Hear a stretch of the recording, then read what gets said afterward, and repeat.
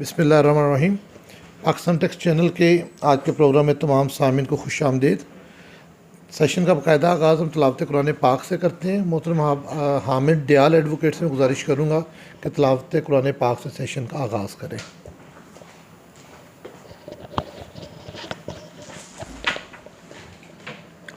बिस्मिल्लाहिर्रहमानिर्रहीम। कुल हुवल्लाहु अहद अल्लाहु समद लम यलिद व लम यूलद व लम यकुल्लाहु कुफुवन अहद। सदक़ल्लाह। जज़ाकल्लाहु खैर। सेशन को आगे बढ़ाने से कबल मैं तमाम हाज़रीन से गुजारिश करूँगा कि नबी सल्लल्लाहु अलैहि वसल्लम पर एक दफ़ा दुरूद पाक ज़रूर पढ़ लें। अल्लाहुम्मा सल्लि अला मुहम्मद व सल्लि अला इब्राहीम व अला आलि मुहम्मद।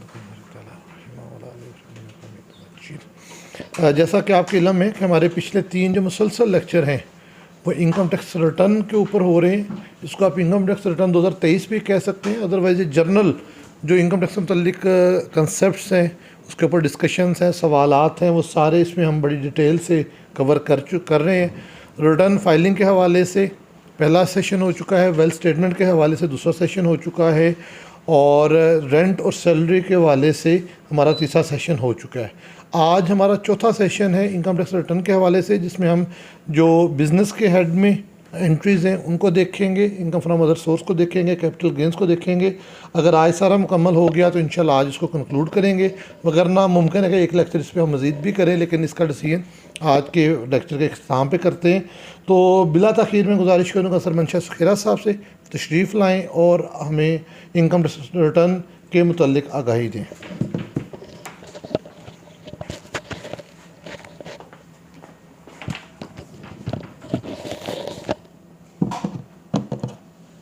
औज़ुबिल्लाहि मिनश्शैतानिर्रजीम। बिस्मिल्लाहिर्रहमानिर्रहीम। Honourable member of Pakistan tax channel, अस्सलाम वालेकुम।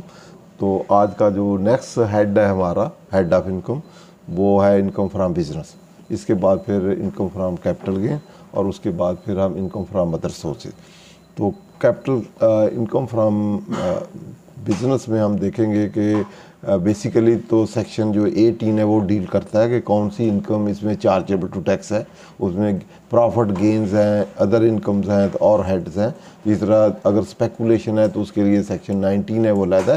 तो सेक्शन 20 के लिए ऑल एक्सपेंसेस जो हैं which is Holi and exclusive income for the purpose of business, वो सारे अलाउबल हैं।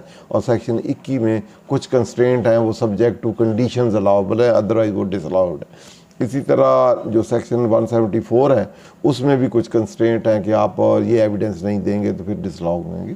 तो उन सारों को सेक्शन को देखते हुए सबसे पहले हम ये देखेंगे कि एक, क्योंकि जो बिज़नेस की इनकम है उसके लिए यूजुअली इंडिविजुअल हो, एओपी हो या कंपनी हो या कोई सोसाइटी हो, तो उसका प्रॉफिट एंड लॉस अकाउंट बना होता है। वो according to international accounting standard या जनरली एक्सेप्टेड अकाउंटिंग प्रिंसिपल, उसके मुताबिक वो बना होता है। उसमें आपके जर्नल जो हम देखते हैं, एक तो रेवेन्यू होते हैं, या उसको हम उसमें डिफरेंट नेचर ऑफ बिजनेस हो सकते हैं।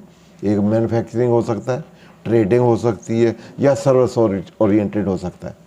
तो मैन्युफैक्चरिंग में डिफरेंट उसको हम अगर क्लासीफाई करेंगे प्रॉफिट एंड लॉस को, तो मैन्युफैक्चरिंग बाद दफ़ा इनकम स्टेटमेंट का नाम देते हैं, बाद दफ़ा प्रॉफिट एंड लॉस का नाम देते हैं। तो इसी तरह जो सर्विस, तीनों ट्रेड जो है बिजनेस कंसर्न भी हो सकती हैं, नॉन बिजनेस कंसर्न भी हो सकती है। नॉन बिजनेस कंसर्न में ऐसे समझ जैसे सोसाइटीज़ है, आपकी एनपीओज हैं, एनजीओ हैं, वेलफेयर है, ट्रस्ट है, तो उसमें इनकम टैक्स, इनकम और एक्सपेंडिचर अकाउंट उसी को हम कहेंगे इनकम एंड एक्सपेंडिचर अकाउंट। और जो बिजनेस ट्रेडिंग है या बिजनेस है या मैन्युफैक्चरिंग है, वहाँ हम इनकम टैक्स एक्सपेंडिचर के बजाय प्रॉफिट एंड लॉस कह देते हैं, या इनकम स्टेटमेंट कह देते हैं, या उसको हम manufacturing, trading, profit and loss कह देते हैं।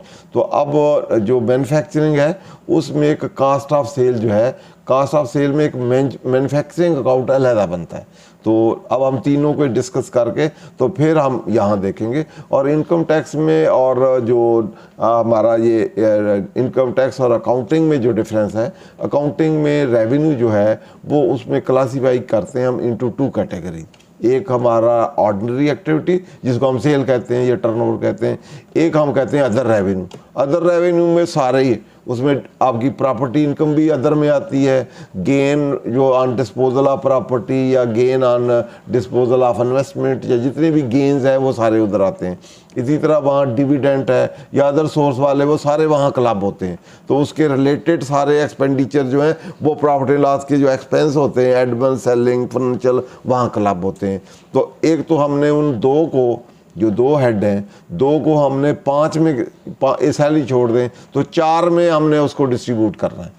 वहाँ अगर वो एडेड है नेट इनकम, वहाँ जो प्रॉफिट बिफोर टैक्स है वो कैलकुलेट हुआ है, तो वो किस तरह है, वो पहले आपका टर्नओवर है, फिर ऑल इनकम अदर सोर्स में इनकम्स हैं, फिर कॉस्ट ऑफ सेल लेस है, फिर admin, selling, marketing, financial and other expense सारे लेस करके नेट प्रॉफिट आया।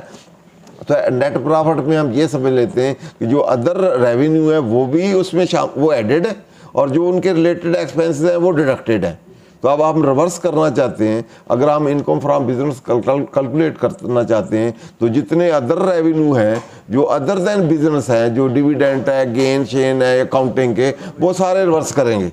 तो इनकम में पहले एडेड है तो वो फिर इनडिविजिबल और डिविजिबल वाला जो हेड है कि जिसमें ऐड लेस करते हैं, डिविजिबल, डिडक्टेबल, नॉन डिडक्टेबल, वहाँ फिर जितने एडेड हेड हैं वो लेस उसमें एडेड हैं तो लेस करेंगे, एक्सपेंसेस लेस हैं तो वो ऐड करेंगे। इस तरह ऐड करके हम बिजनेस वाली इनकम पे आ जाएंगे और वो जो हेड होंगे उनका जो एक्चुअल है वो अपनी जगह पे कैलकुलेट करके और रिलेटेड यहाँ से एक्सपेंस भी उसके निकाल देंगे, यहाँ से इनकम भी निकाल देंगे, दोनों चीज़ निकल के बाकी क्या आ जाएगी, वो बिजनेस वाली आ जाएगी।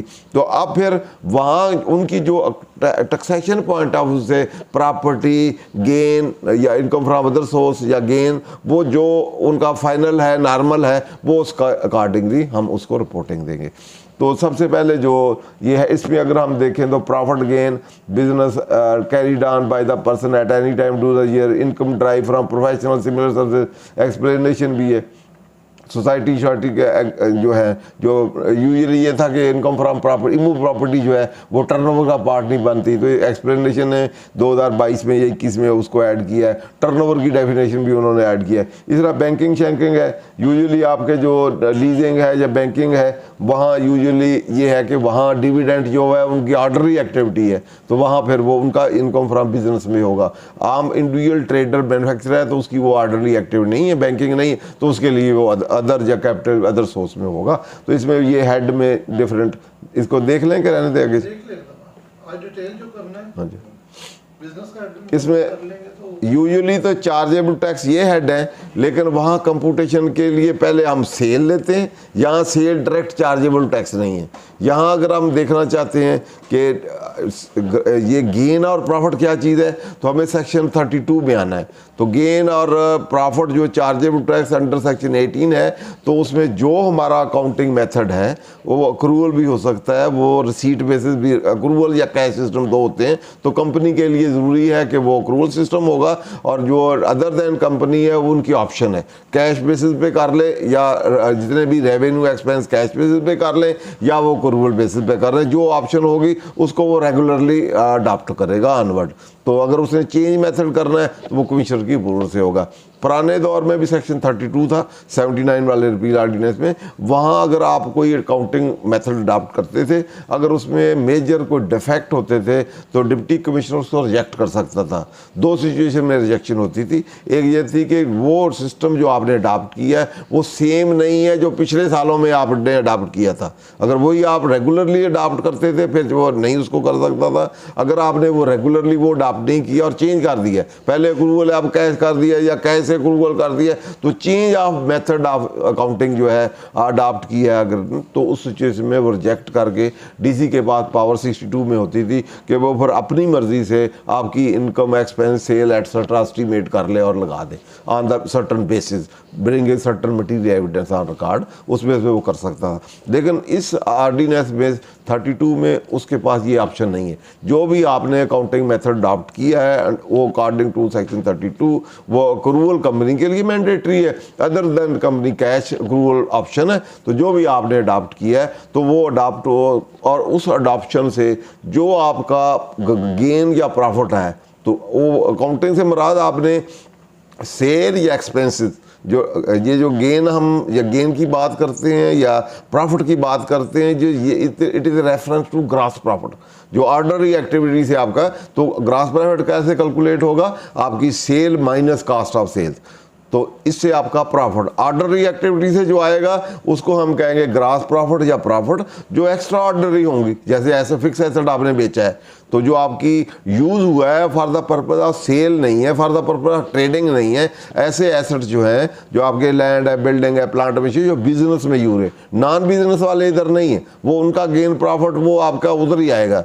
जो यहाँ है आपके, जो आपके यूज़ में आ रहे हैं और लॉन्ग टर्म है आपके एसेट, तो उनमें से जो उनकी डिस्पोजल जिसका for the purpose of trading नहीं है, लॉन्ग टर्म है, तो उसकी जो प्रॉफिट आएगा वो एक तो प्रॉफिट रिटर्न डाउन वैल्यू और उसकी डिस्पोजल प्राइस का डिफरेंस होगा, दूसरा आपकी होल्डिंग की वजह से भी उसकी प्राइस कम ज़्यादा हुई होगी, तो इसलिए उसको जो आपकी होल्डिंग की वजह से प्राइस कम ज़्यादा होती है, उसको कंसेप्ट, उसके साथ कंसेप्ट गेन का होता है। अदरवाइज जो नॉर्मली ऑर्डनरी एक्टिविटी से आप परचेज या रकरिंग एक्टिविटी में कोई प्रोडक्ट डील सेल करते हैं, तो उससे जो प्रॉफिट होता है उसमें क्योंकि एलिमेंट ऑफ इन्फ्लेशन नहीं होता, तो इसलिए जिसमें एलिमेंट ऑफ इन्फ्लेशन ना हो तो वो प्रॉफिट है, जिसमें एलिमेंट ऑफ फ्लक्चुएशन या प्राइसिंग फ्लक्चुएशन हो तो उसको हम गेन का नाम देते हैं। यूजुअली गेन जो है इमूल प्रॉपर्टी जो है उससे एसोसिएटेड जो होता है या स्टॉक एंड ट्रेड से होता है उसको हम गेन कहते हैं। जो गुड्स से या सर्विसेज से रिलेट करे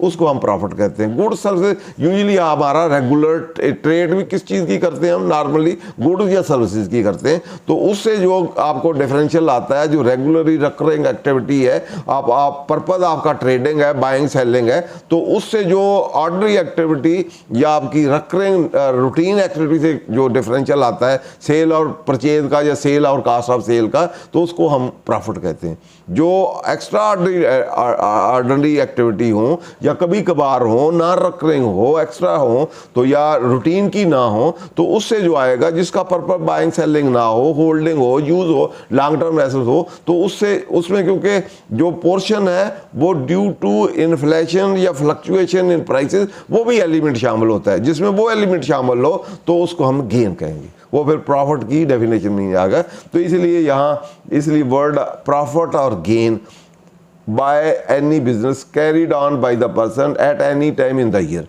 तो अब प्रॉफिट तो रेगुलर एक्टिविटी से है, और गेन अगर ड्यूरिंग ईयर आपने fix asset, land, building, plant machinery, furniture, fixture जो लॉन्ग टर्म वो बेचा है, तो उससे गेन आया है, तो उसको गेन कहेंगे, उसको हम प्रॉफिट नहीं कहेंगे।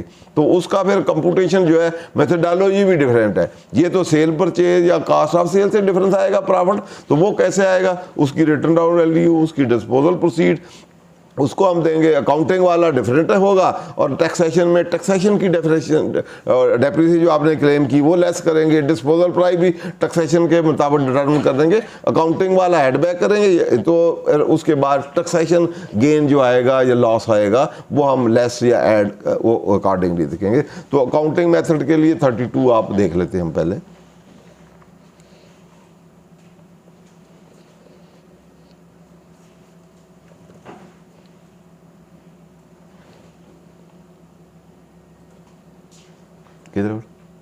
Subject a person income chargeable tax under the computed in accordance method of accounting regularly employed by such person. Subsection 1(3) company shall account for income chargeable tax under the head income from business on accrual basis, while other person may account for such income on cash or cash पे।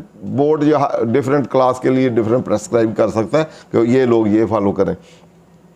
ये आप change method करना हो तो commissioner को आप apply कर सकते हैं, अगर वो सेटिस्फाई हो तो आप चेंज के लिए भी कर सकते हैं। ये कैश बेसिस सिस्टम है। ये कैश सिस्टम में person accounting for income charged under the head income from business on accruable shall derive income when it is due to the person and shall incur expenditure when it is payable. तो credit, ये credit system है।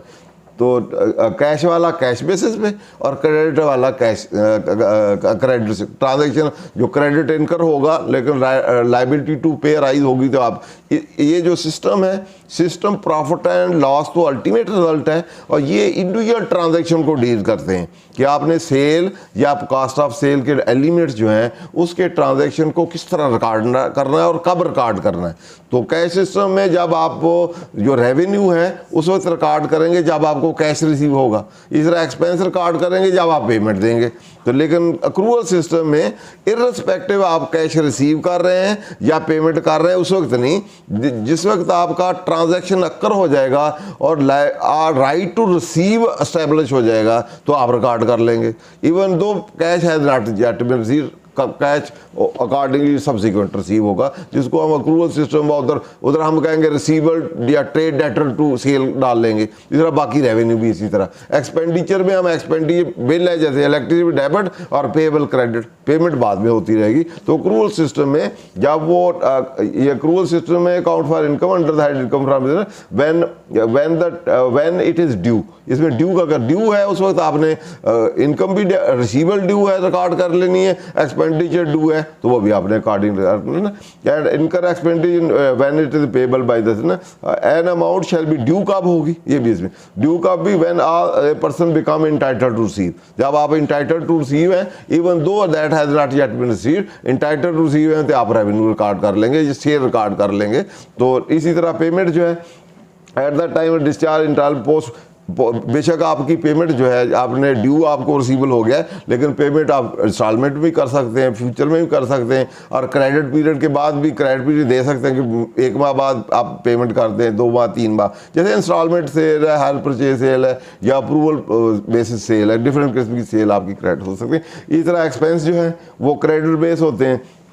कितना बेटा वो आप नीचे कर दिया उसी के बाद an amount shall be due when presented, इसके बाद दूसरा अगला ये है with regard to expenses. An amount shall be payable, जब उसका ड्यू कब होगा, इसका पेएबल कब होगा, तो शैल be payable by person when all the event that determine liability has occurred. तो पहला पॉइंट है कि जो इवेंट उसके रिलेटेड है, अकरेंस की है, वो सारे अकर्ड होंगे, ये आपका पेएबल बन गया है। दूसरा amount of liability can be determine with reasonable accuracy, तो आप उस अमाउंट को डिटरमिन भी कर सकते हो। इवेंट अकर हो गए जैसे लिटिगेशन में कोई केस है तो अमाउंट आप डिटरमिन नहीं कर सकते, तो आप रिकॉग्नाइज करेंगे। दोनों कंडीशन है कि आपकी फुलफिल हो और रीजनेबल एक्यूरेसी के साथ रिटर्न भी कर सके और ऑल इवेंट रिगार्डिंग लायबिलिटी वो भी अकट हो चुके हो। दो सिचुएशन होगी तो फिर आप उसको जैसे प्रोविजन शुरू एस्टिमेट भी कर सकते हो और आपकी लायबिलिटी इवेंट भी अक्कर हो गया तो उस सिचुएशन में उसको आप रिकॉर्ड कर सकते हैं। ये अक्रूवल सिस्टम और कैश सिस्टम ये प्रॉफिट नेट प्रॉफिट के साथ नहीं है, ये रिकॉर्डिंग ऑफ ट्रांजैक्शन है कि रिकॉर्डिंग ऑफ ट्रांजैक्शन सेल के, परचेज के, कास्ट ऑफ सेल के, उसमें मैन्युफैक्चर है, लेबर है, सैलरी है और प्रॉफिट एंड लॉस के एक्सपेंस भी, तमाम के लिए ये अक्रूवल या कैश सिस्टम रिकॉर्डिंग के लिए। जिस सिस्टम पे आप रिकॉर्ड करेंगे प्रॉफिट भी फिर उसी के मुताबिक निकलेगा। कैश में रिकॉर्ड करेंगे तो जो प्रॉफिट आएगा आपका वो कैश प्रॉफिट होगा, फिर कैश नेट प्रॉफिट होगा। अक्रूवल वाला होगा तो समझ लें क्रेडिट वाला प्रॉफिट है, ग्रॉस प्रॉफिट भी क्रेडिट बेस है और नेट प्रॉफिट भी क्रेडिट बेस है, ठीक है। तो इसमें हम डेप्रिसिएशन और दूसरे एक्सपेंस भी डालेंगे अक्रूवल में, लेकिन कैश में फिर वो भी नहीं डालेंगे, तो अदर देन दैट होंगे। तो ये जो भी हम अडॉप्ट करेंगे मेथड अक्रूवल या कैश, वो आपकी ऑप्शन है। कंपनी में आप मैंडेटरी अक्रूवल है, दूसरों में ऑप्शन है। उसके मुताबिक जो प्रॉफिट होगा, जो आपने ट्रांजेक्शन रिकॉर्ड किए हैं, और उसमें रिकॉर्डिंग के साथ साथ जैसे आप कास्ट ऑफ सेल है तो मैन्युफैक्चरिंग है तो उससे सारे पहले डायरेक्ट लेबर है, फिर आपकी डायरेक्ट लेबर के साथ आपके डायरेक्ट मटेरियल है पहले जो मेजर पार्ट पड़ता है, फिर डायरेक्ट लेबर है, फिर मैन्युफैक्चरिंग एक्सपेंस है जो फैक्ट्री के अंदर इनकर होते हैं, उसमें इलेक्ट्रिसिटी है, रिपेयर मेंटेनेंस एटसेट्रा और डेप्रिसिएशन भी है और अदर भी रेंट रेट जो भी उसमें आने वो सारे हैं। तो उनका सारा जो है वो टोटल अक्रूवल बेसिस पे आप रिकॉर्ड करेंगे। फिर साल के एंड पे आप देखेंगे कि पिछले साल का स्टॉक, ये ज़रूरी नहीं कि जो चीज़ें आपने मैन्युफैक्चरिंग की, मैन्युफैक्चरिंग में, ट्रेडिंग में और सर्विसेज में स्टॉक का डिफरेंस होता है, क्योंकि मैन्युफैक्चरिंग के 4-5 काइंड ऑफ स्टॉक्स होते हैं, स्टॉक एंड ट्रेड जो होते हैं। ट्रेडिंग में सिर्फ एक है यूजुअली होता है और सर्विसेज में यूजुअली नहीं होता, लेकिन अकाउंटिंग मेथडोलॉजी में उसको भी स्टॉक हम कॉस्टिंग कर सकते हैं। जो मैन्युफैक्चरिंग है सबसे पहले रॉ मटेरियल का स्टॉक होगा जो अनसोल्ड होगा at the end of year. इस तरह आपका वर्क इन प्रोसेस, जो प्रोसेस में चीज़ें हैं अभी तो वो फिनिश होकर बाहर नहीं आई, उसको हम वर्क इन प्रोसेस कहेंगे। इस तरह फिनिश गुड्स हैं जो आपकी फिनिश गुड हुई हैं, अनसोल्ड हैं, तो वो क्लोजिंग स्टॉक होगा। इस तरह स्टोर स्पेयर्स होते हैं जो आपने खरीदे होते हैं, रेगुलर यूज़ होते हैं, उनका भी साल के एंड पे आप स्टॉक टेकिंग करेंगे तो उसका भी होगा। परचेज किया, कंज्यूम किया तो बाकी बच गया। तो ये चारों स्टॉक्स जो हैं टोटल एक्सपेंस में तो डायरेक्ट मटेरियल, लेबर, ओवरहेड में सारी कॉस्ट सबकी है, लेकिन उसमें से जो अनसोल्ड चीज़ें हैं, जो अनयूज्ड हैं, जो अगले साल में बिकेंगी, वो उस कास्ट में से हम निकालेंगे। वो कास्ट में उसकी फिर वैल्यूएशन के अपने मेथड है, तो वो भी सेक्शन 35 है, 5 है, लाइफ वो है, एवरेज है।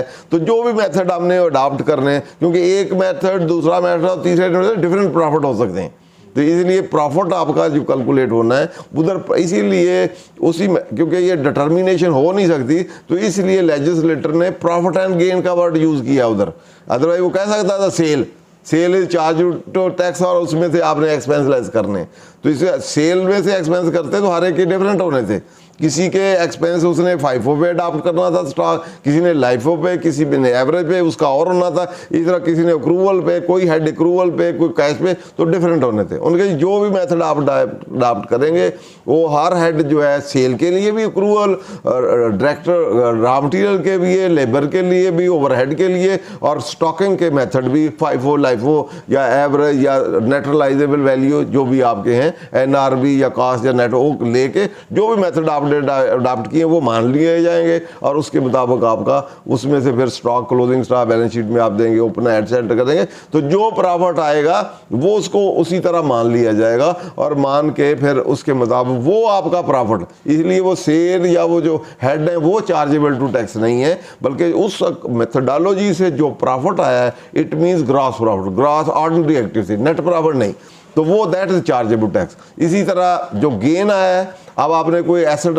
बेचा है, आपने सपोज बिल्डिंग बेची है या मशीनरी बेची है, तो अब मशीनरी की cell proceed liable chargeable tax नहीं है इधर, बल्कि उसकी कास्ट या रिटर्न लेस करके जो प्रॉफिट गेन आएगा वो चार्जेबल टैक्स है, और उसकी मेथडोलॉजी क्या होगी, वो लॉ में जो दी है उसके मुताबिक आप कैलकुलेट कर देंगे। तो ग्रॉस वैल्यू इधर चार्जेबल टू टैक्स नहीं है, वो जो भी आपने मेथडोलॉजी अडॉप्ट की है उसके मुताबिक होगा, और गेन इधर चार्जेबल टैक्स होगा। तो वो आपका पहले वाला किधर बेटा,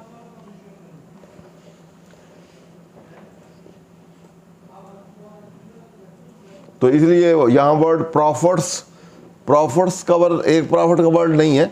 आपके बिजनेस 10 हो सकते हैं, एक आपकी टेक्सटाइल है, वीविंग है, सेलिंग है, डिफरेंट हो सकते हैं, तो सारों के ही आप अलग-अलग हो सकता है। आपका एक मैन्युफैक्चरिंग कंसर्न हो, एक ट्रेडिंग हो, एक सर्विसेज हो, तो सारों का आपने हर एक का आपका नेचर वाइज डिफरेंट हो सकता है, वो क्लास वाइज भी डिफरेंट हो सकता है। तो सारों के प्रॉफिट आप जितने भी आपके बिजनेसेस हैं, ABCD, ट्रेडिंग, मैन्युफैक्चरिंग, या मैन्युफैक्चरिंग के 5 हो सकते हैं, एक सीमेंट प्लांट है आपका, एक आपका शुगर है, एक टेक्सटाइल है, एक कोई फार्मास्यूटिकल है, तो इस तरह उनको सारों का भी प्रॉफिट, या अदरवाइज नेचर वाइज हो सकता है, मैन्युफैक्चरिंग है, ट्रेडिंग है, सर्विसेज, तो उनका भी प्रॉफिट। इसी तरह उन सारों में गेन भी सारे आप इकट्ठे करके वो चार्जेबल टैक्स है। क्लियर जी, एक तो ये एरिया आपने कैलकुलेट करना है। यहाँ ऐसे है, लेकिन जब हम रिटर्न फाइल करेंगे तो रिटर्न में ये डायरेक्ट प्रॉफिट एंड गेन नहीं है, वहाँ सेल के लिए अलहदा हमने फीड किया है, वो सारा का सारा प्रॉफिट एंड लॉस हमने वहाँ कैलकुलेट करके, रेवेन्यू अलहदा जो उन्होंने प्रेस्क्राइब फार्म किया है वो रिपोर्ट करनी, information manufacturing cost of sale और स्टॉक की अलहदा रिपोर्ट करनी है, प्रॉफिट एंड लॉस की अलहदा करनी है, और प्रॉफिट बिफोर टैक्स तक वही कुछ हमने फीड करना है जो आपकी फाइनेंशियल स्टेटमेंट है। उससे फिर हेडलेस अगले वाले हमने हेड पे चलना है। तो यहाँ हम देख लेते हैं कि इस हेड में चार्जेबल अदरवाइज काउंटर, सबसे पहले हर हेड में लिखा होता है कि जो इसमें ये वाली इनकम चार्जेबल टू टैक्स है other than exempt, it mean exempt जो है वो टैक्सेबल में नहीं है, for the purpose of computation of income charged to tax या taxable under this head, exempt income को सबसे पहले एक्सक्लूड कर देंगे, और सेक्शन 4 में जो है वो जो फाइनल डिस्चार्ज वाली है वो भी एक्सक्लूड कर देंगे। यहाँ वहाँ प्रेजेंटेशन में 3 कॉलम होंगे, पहले वाले में टोटल, दूसरे वाले में एग्जेम्प्ट और फाइनल, तीसरे वाले में नॉर्मल वाली जो है वो ये टैक्सेबल इनकम है। तो profit and gains carried by the person, दूसरा income derive by a trade, professional, similar association, जैसे प्रोफेशनल्स हैं, चार्ट अकाउंटेंट, ये वो वगैरह, या और चैम्बर या दूसरी हैं, उनमें से इनकम ही आएगी, और वो वाला मैन्युफैक्चरिंग ट्रेडिंग वाला नहीं होगा, तो उनकी जो इनकम ड्राइव होगी वो वाली चार्जेबल टैक्स होगी। ये वाला सेल ऑफ गुड्स, इमूव प्रॉपर्टी वाला एक्सप्लेनेशन आइए। तो नेक्स्ट बेटा, तो any income from hire lease, tangible movable property आप वो करते हैं, तो ये उसमें इनकम फ्रॉम प्रॉपर्टी में नहीं जाएगा। अगर आपका रेगुलर बिजनेस है कि आप प्लांट एंड मशीनरी किसी को किराए पे देते हैं तो आपकी रेगुलर ऑर्डिनरी एक्टिविटी है, तो ये रेंट वाले पे उसमें सेक्शन 15 जो है वहाँ नहीं जाएगा, वो फिर इधर आएगा। जिस तरह ग्राउंड रेंट या लीज पे आपने फैक्ट्री और लैंड इकट्ठी दी है तो अदर सोर्स में जाता है। तो यहाँ जहाँ रेगुलर एक्टिविटी है आपकी, तो फिर आपका नेचर ऑफ बिजनेस ही वो लेटिंग आउट या हायर परचेज वाला वो है, तो वहाँ से जो भी आपकी लेटिंग आउट की इनकम आएगी वो फिर इसमें होगी। और जो एसेट होंगे उनकी डेप्रिसिएशन वगैरह भी इधर ही होगी, वहाँ डेप्रिसिएशन का कोई कंसेप्ट नहीं। इस तरह फेयर मार्केट कोई भी बेनिफिट होगा तो उसकी फेयर मार्केट वैल्यू जो होगी वो भी इसमें होगी। For the purpose benefit include benefit drive किसी किस्म का वेवर ऑफ, जो पिछले दिनों ये भी था कि वेवर ऑफ, जिस तरह बैंक है नॉन परफॉर्मिंग उनके लोन शोन है तो उससे उनको बेनिफिट मिला है, वेव ऑफ हुए हैं तो उसके बेनिफिट वो वाला जो है वो इधर इसमें चार्जेबल टैक्स होगा। FBR का और स्टेट बैंक का ये सर्कुलर है उसके मुताबिक जो होगा, जो उसमें नहीं होगा वो वाला नहीं होगा। इस तरह management fee derive by management company include मुदारबा मुशारफा, वो भी अपनी मैनेजमेंट एडवाइजरी सर्व की फ़ी लेते हैं, वो भी चार्जेबल है। आगे any profit derived by person whose business is derived from income shall be charge under the head income from business not other source of income. जिसका रेगुलर बिजनेस होगा वो इसमें होगा, फिर अदर सोर्स में नहीं होगा। उसके बाद लेसर शेड्यूल बैंक है, इन्वेस्टमेंट है, जो लीजिंग कंपनी है, तो उससे जो अदरवाइज तो लीजिंग कंपनी वाली इस नॉर्मल में नहीं आती, लेकिन क्योंकि उनका रेगुलर बिजनेस है तो वहाँ उनकी लीजिंग रेंटल इनकम आएगी, तो वो अकॉर्डिंग उनके फिर नॉर्मल वाला वो गेन चेन उसका इसी इनकम फ्रॉम बिजनेस में। इसी तरह बैंकिंग कंपनी में जो उनकी एक्टिविटी है, डिविडेंड है, प्रॉफिट ऑन डेट है, ये वो, तो वो सारी एक्टिविटी भी इनकम फ्रॉम बिजनेस में आएंगी क्योंकि वो उनका रेगुलर बिजनेस है। क्योंकि फाइनेंशियल लैंडिंग जो है, बाइंग लैंड जो है उनका बिजनेस है, हेड में। नेक्स्ट में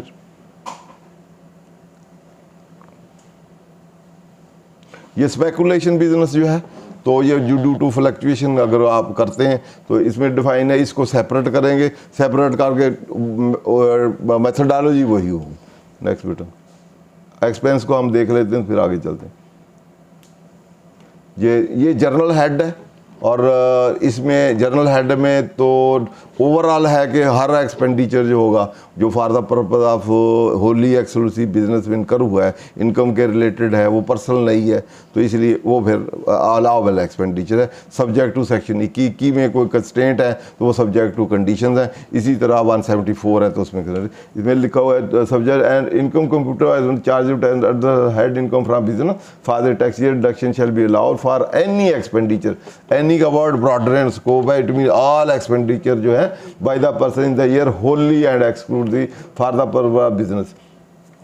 होली एंड एक्सक्लूसिवली उससे रिलेट भी करते हैं और उसी के लिए ही इनकर किए हों। तो पहले ये वर्ड शुरू में ड्राइव फ्रॉम, ड्राइव का था, फॉर द पर्पज़ है। जब पर्पज़ होता है तो इट डज नॉट मीन कि इनकम उससे ही ड्राइव हो, तो पर्पज़ है मेरा बिजनेस पर्पज़ है, वो आपकी प्रमोशन है, मार्केटिंग है, एक्सपेंशन है, इवन लिक्विडेशन है, वो भी सारे एक्सपेंस जो है वो अगर for the purpose of business है तो वो अलाउबल है सब्जेक्ट टू वो कंस्ट्रेंट जो 21 वाली वो। वेयर हैज़ बीन यूज, ये एनिमल के लिए, इसी तरह ये डेप्रिसिएशन और इंटेंजिबल एसेट के लिए, तो वो भी अकॉर्डिंग टू द मेथड है जो रेट दिए हुए 22-23 सेक्शन में और शेड्यूल में उसके मुताबिक है। जी बेटा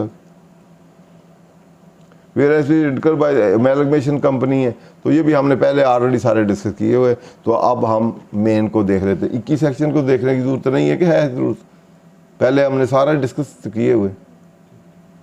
जी एहसन साहब 21 को छोड़ देते हैं, 174 को भी छोड़ देते हैं। 21 वाला वहाँ रेलेवेंट होगा, जो इनडिविजिबल एक्सपेंडिचर हैं वहाँ अकाउंटिंग में आपने लिए हुए हैं, अकाउंटिंग में या अमाउंट डिफरेंट है या ये कंडीशन फुल नहीं करती तो रिवर्स हो जाएगी। इस तरह 174 में यूजुअली हम ऐड बैक नहीं करते, डिप्टी कमिश्नर या डीसी है, एसी है, वो कहेगा इसके एविडेंस नहीं है ड्यूरिंग ऑडिट तो वो ऐड बैक करेगा। इसलिए यहाँ हम देख लेंगे कि यहाँ हमने कौन से ऐड बैक करने हैं, वो हमने ऐड बैक करने 4-5 आइटम जो है। एक तो मैंने पहले कहा कि जो यहाँ 2 हिस्सों में डिवाइडेड है, नॉर्मल रेवेन्यू और अदर रेवेन्यू। अदर वाले रेवेन्यू अदर देन बिजनेस है तो उसको रिवर्स करेंगे। दूसरा इन अदर वर्ड ऐसे कह लें कि जो गेन्स हैं वो अकाउंटिंग गेन्स रिवर्स कर लेंगे, अकाउंटिंग डेप्रिसिएशन हम रिवर्स कर लेंगे, या कुछ आपकी ग्रेजुटी वगैरह होती है जो अपने मेथोडोलॉजी से आपने इधर रिकॉर्ड की होती है, अलाउबल जो होती है वो पेमेंट बेसिस पे होती है। इसी तरह आपके वो वर्कर वेलफेयर फंड और वो होते हैं, वो भी आप रिवर्स करते हैं। इस तरह प्रोविजन आपने डाली होती है फॉर डाउटफुल डेट, लेकिन जबकि वो एक्चुअल बेसिस रिटर्न आप पे अलाउ होती है, वो ऐड बैक करते हैं। इस तरह फाइनेंशियल चार्जेस में आप लीजिंग एक्सपेंस डाले होते हैं, आपके लीज का रेंट, लीज का आपने फाइनेंशियल चार्जेस जो इंटरेस्ट है वो डाला होता है, वो रिवर्स कर देंगे। तो वहाँ डेप्रिसिएशन लीज एसेट की डाली होती है, वो भी रिवर्स कर देंगे, और उसकी वजह उसकी इन प्लेस ऑफ दैट आप लीज की पेमेंट आपको अलाउबल रहती है, वो होती है। ये 4-5 जो इस तरह के हैं, इस तरह गेन वाले या ये डिविडेंड या और चीज़ें जो है वो ऐड बैक करके आप बिजनेस वाला प्रॉफिट निकालेंगे, और उन हेड को जो आपने ऐड बैक किए हैं उनको रेलेवेंट हेड में वहाँ करेंगे, और उसके एक्सपेंस भी उस रेलेवेंट में लेके जाएंगे। तो अब सबसे पहले बेटा आ जाएँ हम अब रेवेन्यू या सेल को देख लेते हैं कि सेल को आपने कैसे रिपोर्ट करना है। फिर कास्ट ऑफ सेल के आइटम देख लेंगे, फिर प्रॉफिट एंड लॉस के देख लेंगे, फिर उसके बाद एडजस्टमेंट एड लेस है उसको हम देख लेंगे। क्लियर जी। अब सबसे पहले ऊपर आपका इनकम फ्रॉम बिजनेस जो है वो वाला आएगा। तो ये हमने बेसिकली जो आपने फाइनेंशियल स्टेटमेंट में आपका प्रॉफिट एंड लॉस है या इनकम स्टेटमेंट है या उसको हम इनकम एक्सपेंडिचर अकाउंट कह लें, तो वो सारा हमने उसी तरह जिसी तरह उसमें है उसी तरह हूबहू उसको हमने फीड करना है, और जो नेट प्रॉफिट बिफोर टैक्स है उसके साथ टैली करना है। आप चेक कर लें कि जो आपके रिकॉर्ड में है या आपके वही ये है, उससे आगे पीछे होगा तो पहले उसको चेक करके आपने सही करना है। तो उसको उसकी प्रेजेंटेशन, वहाँ जो प्रेजेंटेशन है और यहाँ है वो डिफरेंट हो सकती है। हो सकता है वहाँ आपने जैसे सेल ही ले ले तो वहाँ हो सकता है आपने ग्रॉस सेल लिखी हो और जो सेल टैक्स है वहाँ नीचे सेलिंग एक्सपेंस पे लेस किया हो। डिस्काउंट जो है परचेज सेल के वहाँ किसी और जगह पे लेस किए हों, यहाँ किसी और जगह पे हों, तो आपने उनको एडजस्ट करके इस मेथडोलॉजी पे लेके आना है। तो यहाँ जिस तरह है उस तरह आपने पहले ग्रॉस रेवेन्यू रिकॉर्ड करने, फिर आपने कॉस्ट ऑफ सेल के रिकॉर्ड करने, फिर स्टॉक ओपनिंग क्लोजिंग रिकॉर्ड करने, फिर selling expenses, admin expenses, financial expense, other expense सब रिकॉर्ड करने। एडलेस हो सकते हैं, कोई चीज़ें आपने वहाँ ग्रुपिंग आपकी डिफरेंट हो सकती है। हो सकता है वहाँ एडमिन वाले सेलिंग में डाले हो या फाइनेंशियल में हो या किसी और में हो, या सेल रिकॉर्डिंग आपकी डिफरेंट हो। तो आप ग्रॉस ही लिया हो, वो जो यहाँ लेस होने आपने नीचे लेस किए हो, तो आप उसको अगर यहाँ वहाँ सपोज आपने वहाँ लेस किया हुआ है तो यहाँ आपने लेस करना है, तो यहाँ सेल में से लेस करेंगे, वहाँ जो आपने टोटल किया हुआ है उसको कम कर लेंगे, ताकि अल्टीमेट रिजल्ट जो है जो नेट प्रॉफिट बिफोर टैक्स है जो आपके अकाउंटिंग में और जो जहाँ है उसको आप इन टोटल वही होगा। और फिर आगे अगली सेग्रीगेटेड होगा कि फ्रॉम नॉर्मल क्या है और एग्जाम्प्ट, और वह आपका वो वाला जो फाइनल वाला है वो कितना है टोटल, उससे एग्री होगा। तो सबसे पहले हम सेल देखते हैं। तो सेल वाले में नेट रेवेन्यू आपने रिकॉग्नाइज करना है। तो नेट रेवेन्यू रिकॉग्नाइज करने के लिए ये वाला मोस्ट इम्पॉर्टेंट है कि आपने ग्रॉस सेल में से सेल टैक्स जो है आप वो अपनी देख लें कि सेल टैक्स में कितना आपका टैक्स बनता है। ग्रॉस लेके उसमें से नंबर 1 आपने सेल टैक्स ज़रूर लेस करना है। क्लियर जी। जो सेल टैक्स है 12 महीनों का आपने जो आपका पेबल है, पेड से नहीं, जो आपका पेबल उस सेल पे बनता है, आउटपुट टैक्स जो है जो भी उसका रेलेवेंट बनता है, तो वो आपने लेस करना है। दूसरा फेडरल एक्साइज है। तीसरा ब्रोकरेज कमीशन है। यूजुअली ब्रोकरेज कमीशन जो होता है हम सेलिंग एक्सपेंस में नीचे लिखते हैं। अगर आपने नीचे लिखा हुआ है सेलिंग एक्सपेंस में, मार्केटिंग डिस्ट्रीब्यूशन में, यहाँ नहीं लिखा हुआ तो वहाँ से उसको ख़त्म कर दें, वहाँ उतने एक्सपेंस ज़्यादा कर लें, उसको यहाँ लेस कर दें सेल में से। ये समझे एक इंपॉर्टेंट एंट्री जो है, यूजुअली सेल टैक्स तो इधर ही लेस होता है, फेडरल एक्साइज भी यूजुअली इधर होती है। अगर नीचे लिखा हो एक्सपेंस में या उसको ट्रेडिंग अकाउंट में लिखा हो या कास्ट ऑफ सेल में लिखा हो तो वहाँ से निकाल दें। तो वहाँ से निकाल के, या सेलिंग एक्सपेंस में, selling broker commission usually expense में लिखा होता है, तो वहाँ से निकाल के एक्सपेंस, उन एक्सपेंस को विदाउट दिस कर लें और इसको डायरेक्टली ये ऐसे समझ लें, ये समझा जाता है कि ये डायरेक्टली एट्रीब्यूटेड टू सेल है। तो सेल में से डायरेक्टली लेस कर देनी चाहिए ताकि सेल वाला डिपार्टमेंट जो है उसकी परफॉर्मेंस हो, चेक हो सके कि एक्चुअल सेल इनकी ये है, इसमें से इतनी अमाउंट तो कमीशन वगैरह ही दे दी गई है, वो नेट करके कितनी बनती है, बजाय इसको एक्सपेंस रिपोर्ट करें सेल में से ही उसको लेस कर लें। तो ब्रोकरेज कमीशन आप यहाँ लेस कर देंगे। इस तरह आपके डिस्काउंट्स हैं सेल पे, यूजुअली आप सेल पे डिस्काउंट उधर एक्सपेंस में, सेलिंग एक्सपेंस में भी शो कर सकते हैं। तो डिस्काउंट 2-3 किस्म के हो सकते हैं। एक आपका ट्रेडिंग डिस्काउंट होता है जो लिस्ट के ऊपर ही लिखा होता है, ट्रेड डिस्काउंट कहते हैं कि 2000 वैल्यू है, आप कहें जी ट्रेड डिस्काउंट 500 रुपये ट्रेड डिस्काउंट है, तो on the face of it ही दायरा होता है। एक क्रेडिट बेस्ड डिस्काउंट होता है कि आप अर्ली पेमेंट दे देंगे तो आप इतना आपको लेस भी। तो एक क्वांटिटी डिस्काउंट होता है कि आप ये किया 2 ले लें भी।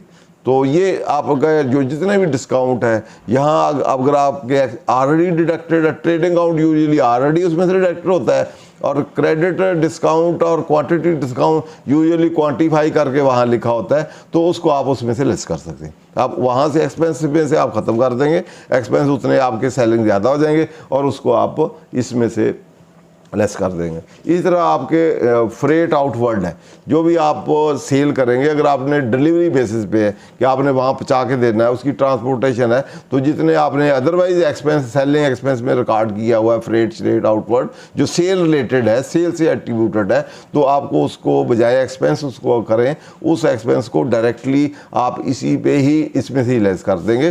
और इनका इम्पैक्ट क्या होगा, जो प्रॉफिट ग्रास प्रॉफिट है यहाँ आपका कम हो जाएगा। पहले ग्रास प्रॉफिट क्योंकि ये एक्सपेंस में था तो ग्रास प्रॉफिट ओवर स्टेटेड था, अब इसी वजह से ग्रास प्रॉफिट आपके कम हो जाएंगे। वो सेलिंग एक्सपेंस की बजाय वो डायरेक्ट सेल वाले या ट्रेडिंग अकाउंट को वो इफेक्ट करेगा और सेल में से लेस हो रहेगा। तो इस तरह आपके सेलिंग एक्सपेंस में से फ्रेट आउटवर्ड और उसमें डिस्काउंट ऑन सेल और इसी तरह कमीशन, हेडलक साइज और सेल टैक्स, ये आपने सेल का ही ब्रेकअप बना लेना है। तो अकाउंट में सेल कितनी है और आप इंश्योर कर लें कि ये एक्सपेंस डायरेक्ट सेल में से हो और वहाँ एक्सपेंस में से दोबारा ना ऐड हो जाएं, वहाँ आप दोबारा ना लिख लें इनको। क्लियर जी। तो पहले सेल का आइटम जो है इसको आप अलहदा डिटेल बना के ग्रॉस सेल में से आप sale tax less, federal excise, brokerage, commission, discount, freight out, जहाँ कहीं भी एक्सपेंस में जहाँ कहीं है यहाँ उस लेस करके यहाँ उसको आप रिपोर्ट कर दें। और दोबारा जब एक्सपेंस को वो रिपोर्ट करें तो ये एक्सपेंस फिर दोबारा वहाँ ना आए, उसके बगैर बाकी एक्सपेंस आए। Gross revenue excluding sale tax excise, ये इसके बगैर अब फिर उसका आगे ब्रेकअप है। अब ब्रेकअप क्या है, 2 चीजें लेस करके इधर आपने लिखना है। ग्रॉस रेवेन्यू क्या है इसमें, हम ये 2 फिल करेंगे ना, gross revenue, selling expense, net revenue auto आ जाएगा। हाँ ठीक है ना, पहले वाला सब कुछ लेस करके, ये वाले जो है ग्रॉस रेवेन्यू इसमें सेल टैक्स और फेडरल टैक्स लेस करके समझे, दोबारा फिर ब्रेकअप एक दे दिया ना, और ये वाले अलहदा फिल कर दिए। तो अब ये दोनों इससे माइनस करके यहाँ पे लेके आए, ये इसमें से ये लेस करेंगे तो वो होगा ना, वो जब समझ रहे सब कुछ लेस करके या नीचे अलग ब्रेकअप दे दिया कि ग्रॉस सेल लेस ऑफ आपका सेल टैक्सेस अलग करके नेट सेल कर दी। ठीक है, यूजुअली ये वाली आपके अकाउंटिंग में मिल जाती है। ठीक है ना, अकाउंटिंग में यूजुअली दी होती है नेट सेल, उसमें gross sale minus sale tax और फेडरल एक्साइज दी होती है, तो वो ये वाली फिगर होती है। उसमें ये वाले यूजुअल अकाउंटिंग में ये वाले लेस नहीं होते, तो इनको अलहदा नीचे से उठा के इधर टोटल कर दिया और फिर उसमें लेस करके उसका वो जो पहले वाला है less of sale tax, commission, brokerage, discount, outward freight less करके वो बना दिया। तो हमारा 113 अप्लाई होगा तो नेट रेवेन्यू पे होगा, वो नीचे नहीं होगा। हाँ, तो इसलिए उन्होंने जब दे दिए तो उस पर ही हम करेंगे ना, नेट ऑफ ऊपर वाले पे करेंगे। अदरवाइज आप ग्रास ये नहीं डालेंगे, लेस नहीं करेंगे तो आपने सेल्फ रिपोर्टिंग ज़्यादा होगी, तो टर्नओवर ज़्यादा आपने खुद रिपोर्ट कर दिया है तो ज़्यादा पे लग जाएगा, वो फिर आपको उस पर 1.5% या 2 जो भी है उसके मुताबिक फिर उस पर लग जाएगा। तो इसीलिए हमेशा इन चारों चीज़ों को ही, 4 या 5 चीज़ों को ही आप हमेशा लेस करें।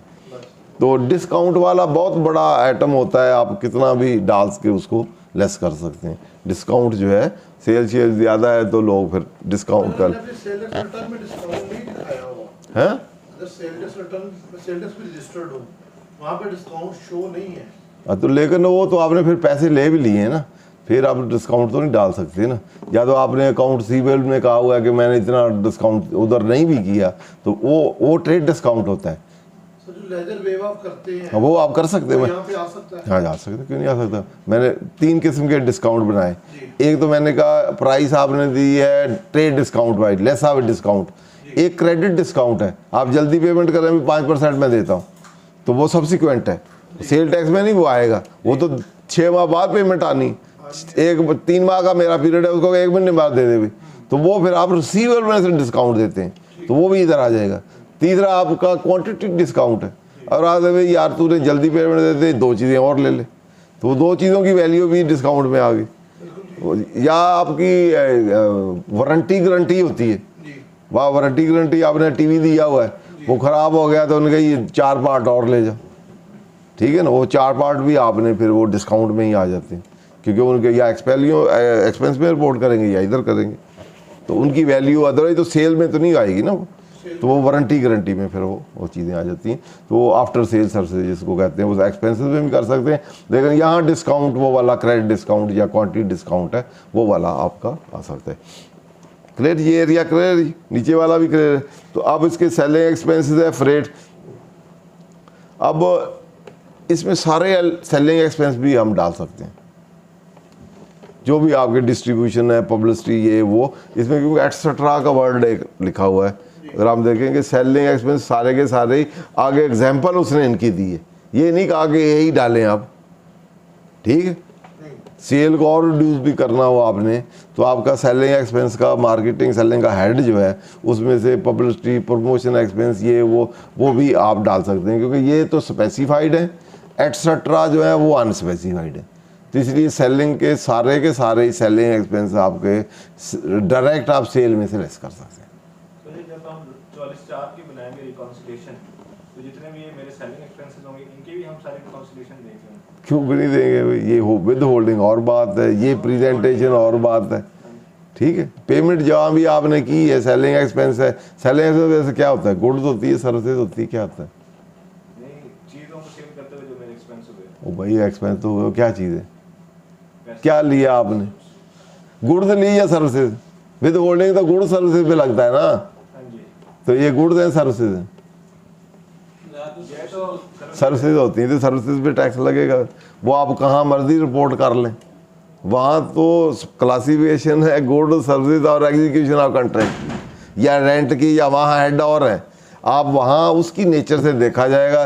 वो बेशक एक्सपेंस में लिख लें, सेल में से लेस कर लें, एसेट में से लिख लें, लाइबिलिटी, जहाँ मर्जी हो, उसकी नेचर में आया तो आप पे लग जाएगा, तो आपने देना है। 44 में आप अकॉर्डिंगली देंगे।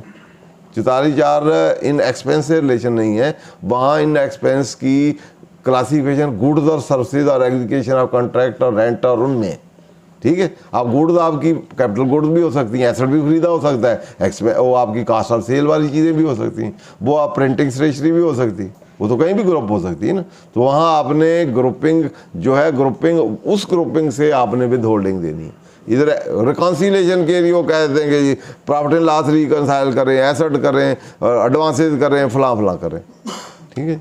तो आपने आप पे जो लाइबिलिटी वहाँ फिक्स होनी है, good services, execution of contract और आपकी जो है रेंट शेंट या बाकी जितने भी हेड हैं आपके, कमीशन है, ब्रोकरेज है, या दूसरे 236C के डे और जितने भी हैं, अपने अपने ट्रांजैक्शन है, उस ट्रांजैक्शन के मुताबिक, उनकी नेचर ऑफ ट्रांजैक्शन के मुताबिक, उनके रेट के मुताबिक। क्लियर जी।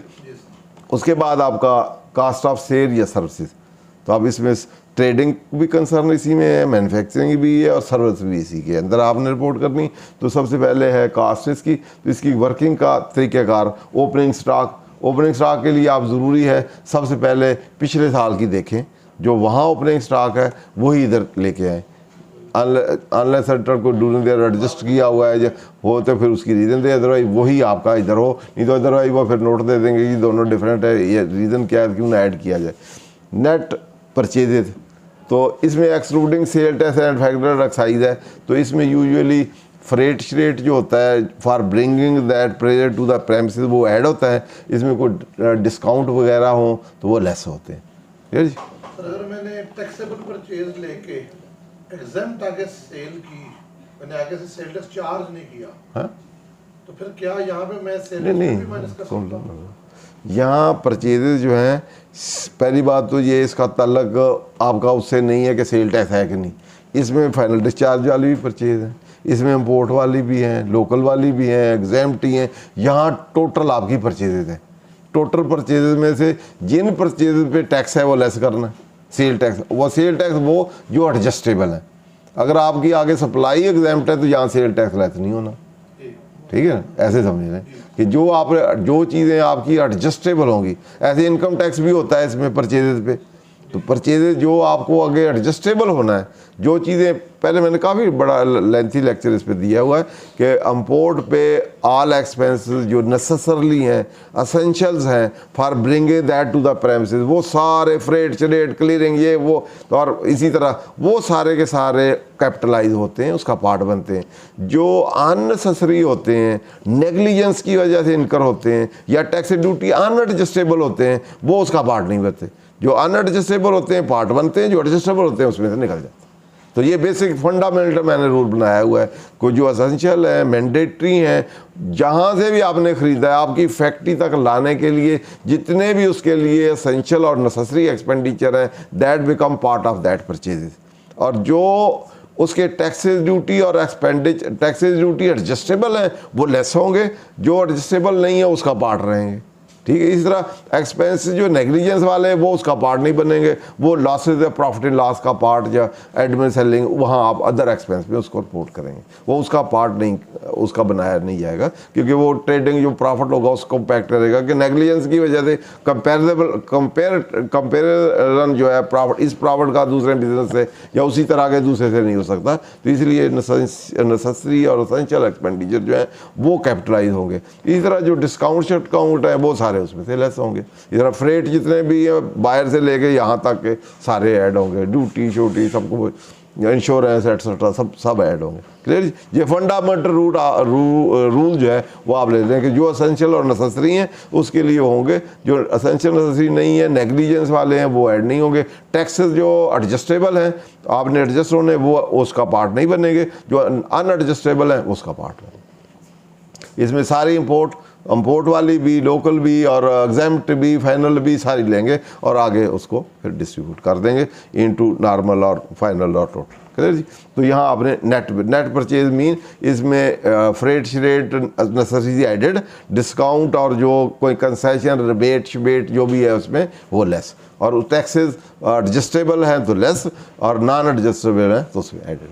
तो इस रूल को सामने रखते हुए आपने नेट परचेज का टोटल बना लेना है। मैंने इंपोर्ट की जी, मुझे वहाँ पे पेनल्टी लगी कि जी आपने जीडी टाइम पे फाइल नहीं की, जी जी, तो वो पेनल्टी यहाँ पे मैं लेस कर सकता हूँ या मुझे सेक्शन 21 यहाँ से लेस करके आपने नीचे लिखनी है।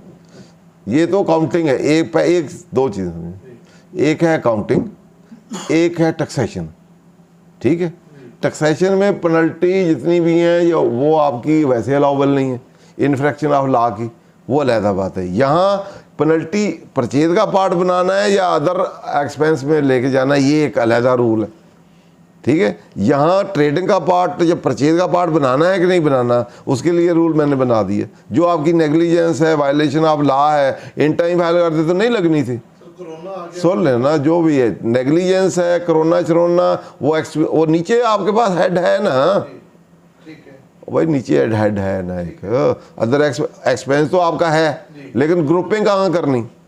नेट प्रॉफिट पे तो वो लेस ही होगा यहाँ अकाउंटिंग में। अब ग्रुपिंग कहाँ करनी है कि ये परचेज का पार्ट, ट्रेडिंग का पार्ट या मैन्युफैक्चरिंग का बनाना है या प्रॉफिट एंड लॉस के एक्सपेंस में लिखना है। तो यहाँ रूल ये है कि यहाँ वो नेसेसरी या एसेंशियल एक्सपेंस है वो पार्ट बनेंगे, दूसरे शो होंगे कि प्रॉफिट एंड लॉस में तो हैं, लेकिन वो नेग्लिजेंस वाले या डायरेक्टली एट्रीब्यूटेड नहीं है। ये समझ लें कि वो ट्रेडिंग से या बाइंग से डायरेक्टली एट्रीब्यूटेड नहीं है, अनएट्रीब्यूटेड है और आपकी नेग्लिजेंस की वजह से हुए हैं। तो नेग्लिजेंस वाले एक्सपेंस जो हैं, तो एक्सपेंस जो है प्रॉफिट एंड लॉस के जो एक्सपेंस है, एडमिन सेलिंग या अदर, वहाँ आप ग्रुप करेंगे, यहाँ इसके अंदर नहीं डालेंगे। क्लियर जी? टैक्सेस और भी आपके बहुत से हो सकते हैं। तो आप कहें जी मैंने इनकम टैक्स दिया, मैं परचेज में डालूंगा, क्योंकि मेरी परचेज भी तो है ना, अल्टीमेटली परचेज सेल से ही मैं तो इसके अंदर करूँगा। तो वो और भी एक्सपेंस है आपके। ग्रुपिंग जो हमने की है कि कास्ट ऑफ सेल या manufacturing, trading, admin selling, financial others, ये ग्रुपिंग को वो फिर डिस्टर्ब करेंगे। ग्रुपिंग की कोई बेसिस है ना, तो फिर वो वाले सारे उठाए गए मैं परचेज में डालूंगा, फिर उस साइड का क्या फ़ायदा हुआ? हर ग्रुप का मकसद है तो ग्रुपिंग के मुताबिक उसी क्लासिफिकेशन। बहुत सी प्रेजेंटेशन जो है किसी में ग्रुपिंग होती नहीं, वो कहते सारे इकट्ठे लें। पुराना यूके सिस्टम था टी अकाउंट, उधर में कास्ट ऑफ सेल वाले डेबिट क्रेडिट स्टॉक परचेज इधर, तो ग्रास प्रॉफिट नीचे एडमिन सेल सारे इकट्ठे होते थे नेट प्रॉफिट। फिर और सिस्टम आ गया कास्ट ऑफ सेल वाला, उसमें ये फंक्शनल बेसिस पे कास्ट ऑफ सेल का अलहदा हेड, एडमिन का अलहदा, सेलिंग का अलहदा, दोनों को कहा operating expense other, non operating है उसमें फाइनेंशियल अदर अलहदा कर दिए। फिर एक और तीसरा सिस्टम आ गया, उसमें का ग्रास मार्जिन, फिर ऑपरेटिंग मार्जिन, फिर प्री टैक्स मार्जिन, फिर आफ्टर टैक्स मार्जिन। तो वो प्रेजेंटेशन के डिफरेंट स्टाइल्स हैं। तो आप डिफरेंट स्टाइल में अल्टीमेट गोल जो रिजल्ट आप नेट प्रॉफिट पे वहीं जाएंगे। लेकिन क्लासिफिकेशन कौन से ऊपर नीचे करना है, अब यहाँ टैक्स की अपनी क्लासिफिकेशन, यहाँ इसने उसको डिस्टॉर्ट कर दिया है जो अकाउंटिंग वाली, वहाँ ये सेलिंग एक्सपेंस या डिस्काउंट नीचे है, यहाँ उसने कहा नहीं भाई इस तरह पेश करो। तो है वही प्रेजेंटेशन यहाँ प्रेस्क्राइब और है, हमने उसको ट्रांसफॉर्म कर दिया इसमें, तो हमने इसके मुताबिक उसको चेंज कर दिया। ठीक है, आपने वैसे ऐड करना है तो पेनल्टी इधर कर लेना, ठीक है ना। आप AOP हो, इंडिविजुअल में तो कैश सिस्टम भी चलता है, जहाँ मर्जी लगा लें। वो कह देंगे नहीं इधर से उधर रख दे, फिर आप उधर रहने। टैक्स वाले कहेंगे डिसअलाउड है, तो आप एड बैक कर लेना, ठीक। एड बैक भी नहीं शो होगा ना, नेट पर ये अकाउंटिंग है, जितना मर्जी आप शो कर लें, लेकिन इसमें से जो अलाउबल है वो अलाउबल रहेंगे, जो इनएडिमिसिबल ख़त्म हो जाएंगे, वो नीचे एड बैक होंगे, फिर टैक्सेबल प्रॉफिट आ जाएगा। तो इसमें तो अपनी मर्जी आपकी है, जो मर्जी लिख लें। उसके बाद सैलरी वेजेस है, तो इसकी वैसे अकाउंटिंग में डिफरेंट सेग्रीगेशन होती है। यहाँ क्योंकि salary wages direct and direct को इकट्ठा ही कर दिया गया है, तो यहाँ फिर उसके मुताबिक आप ये सैलरी वेजेस जो हैं वो वाली सैलरी वेजेस के भी 4-5 कैटेगरी हो सकती हैं। नंबर 1 तो आपकी डायरेक्ट होती है, जो डायरेक्ट एट्रीब्यूटेबल टू प्रोडक्शन या ट्रेडिंग होती है। यूजुअली ट्रेडिंग में वेज नहीं होती, या तो सामान उठा के जो लेके आया वो डायरेक्ट वेजेस होगी। तो मैन्युफैक्चरिंग में क्योंकि मैन्युफैक्चरिंग होती है, वहाँ जो डायरेक्ट लेबर प्रोडक्शन पे काम करता है उसको हम डायरेक्ट सैलरी करते हैं। वहाँ जो फैक्ट्री का मैनेजर होता है उसको हम इनडायरेक्ट सैलरी करते हैं, और ये फैक्ट्री की सैलरी होती है। फैक्ट्री की 2 कैटेगरी समझ लें। तीसरा फ्यूल है, पावर है, ये फैक्ट्री में ही सारे एक्सपेंस है। या आपका ट्रेडिंग है तो फ्यूल वगैरह ऑफिस का नहीं होता। गैस है, स्टोर है, रिपेयर मेंटेनेंस है, अदर डायरेक्ट एक्सपेंसेस, और अकाउंटिंग, अमार्टाइजेशन, अकाउंटिंग, डेप्रिसिएशन और क्लोजिंग स्टॉक। तो क्लोजिंग स्टॉक में सारे ही स्टॉक हैं, तो ये भी आप देख लें कि जो स्टॉक क्लोजिंग इधर है बैलेंस शीट में भी उधर वही हो, तो वही वाला इसमें रॉ मटेरियल भी है, वर्किंग प्रोसेस भी है, आपका फिनिश गुड भी है, स्टोर स्पेस भी है, वो सारे के सारे इधर आ जाएंगे। इस तरह आपका प्रॉफिट, ये ग्रास प्रॉफिट आ जाएगा। ग्रास प्रॉफिट आप फीड कर देंगे इसके मुताबिक। जो हेड कोई ये जो सैलरी हमने डिस्कस की है, सैलरी की आगे सैलरी की 4-5 कैटेगरी, जैसे जो फैक्ट्री की सैलरी है वो इधर आएगी, जो एडमिन वाली हो एडमिन में आएगी, सेलिंग वाली सेलिंग में आएगी। बाज़ हो सकता है कंस्ट्रक्शन भी आपने खुद कराई हो और आपके बंदों ने काम किया हो, तो वो फिर कंस्ट्रक्शन का पार्ट बनेगी, इधर से निकल जाएगी। हो सकता है आपने इकट्ठा काम किया सैलरी में, इधर वेजेस में शामिल की हो, तो यहाँ से निकाल के फिर उसको आपका बिल्डिंग का पार्ट बनाते हैं, फिर वो आपके इसमें नहीं आएगी। कोई भी कैपिटल नेचर का एक्सपेंडिचर इधर हो तो उधर फॉरवर्ड करना है, उधर हो रेवेन्यू नेचर का तो इधर लाना है। जैसे गाड़ी है कोई इधर रिपेयर में आपने डाला हुआ है, तो रिपेयर में आपने इंजन बुलवाया है जिसकी 2-3-1 साल से ज़्यादा लाइफ है, तो इधर आपने रिपोर्ट किया है, तो आप इधर से निकाल के उधर ले जाएंगे गाड़ी में, या वो निकाल के उधर ले जाएगा। इस तरह पब्लिसिटी आपने की है, तो वो आप कहते हैं जी मेरा 10 साल ही हो गया, नहीं मैं 3 सालों पे पोर्शन करूँगा, तो इधर से आपको वो कम कर देगा। क्लियर जी। तो वो सारे रूल रेगुलेशन ये, इसके बाद आपका आगे आ गया ग्रास प्रॉफिट। नेक्स्ट चलें। ये इन सारे हेड को आप एवेल्यूएट कर सकते हैं। रिपेयर मेंटेनेंस है, इसमें कोई कैपिटल पोर्शन तो नहीं है, ठीक है, कोई पर्सनल पोर्शन तो नहीं है, वो सारे एडलेस हो सकते हैं। क्रॉस चेक है, आपकी पेमेंट है जो उस लिमिट से जो है आपका EQL है, इसी तरह विद होल्डिंग हुई है कि नहीं, अदरवाइज फिर रिजेक्ट हो जाएंगे। इनके एविडेंसेज हैं कि नहीं 174 के मुताबिक, तो वो सारी चीज़ें आप इधर देख सकते हैं। तो इस तरह उसके बाद है आपके other revenue.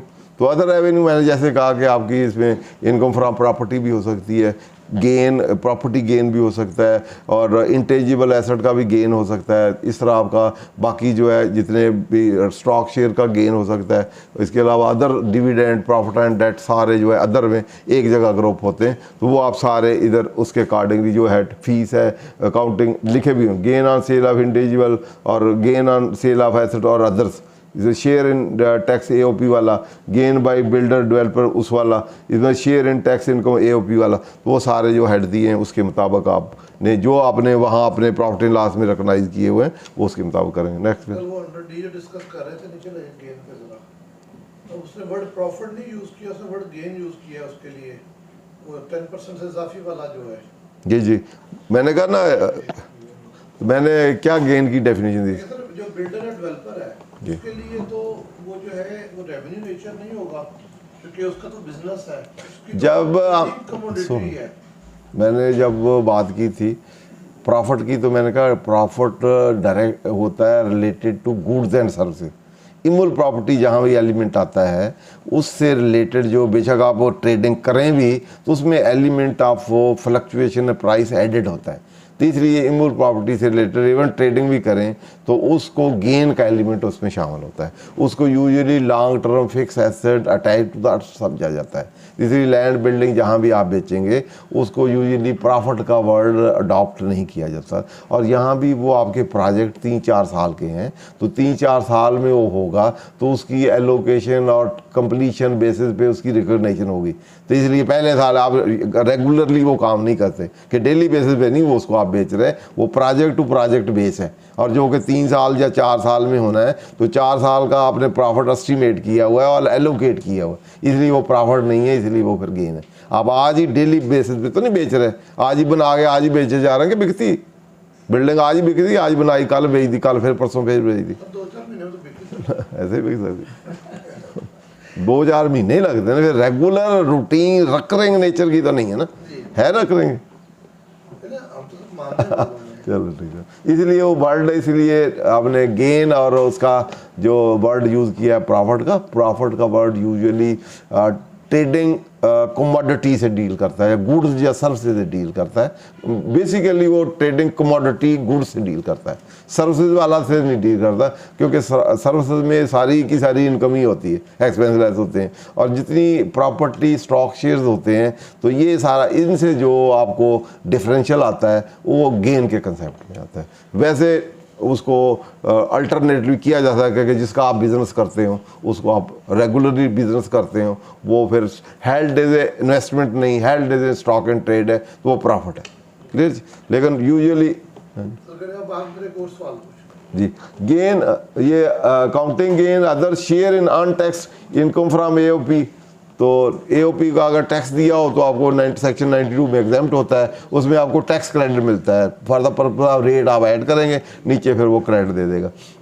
Gain by builder developer in excess of time of tax liability under rule 6 of 46 rule. तो अगर आपको क्योंकि अगर आपने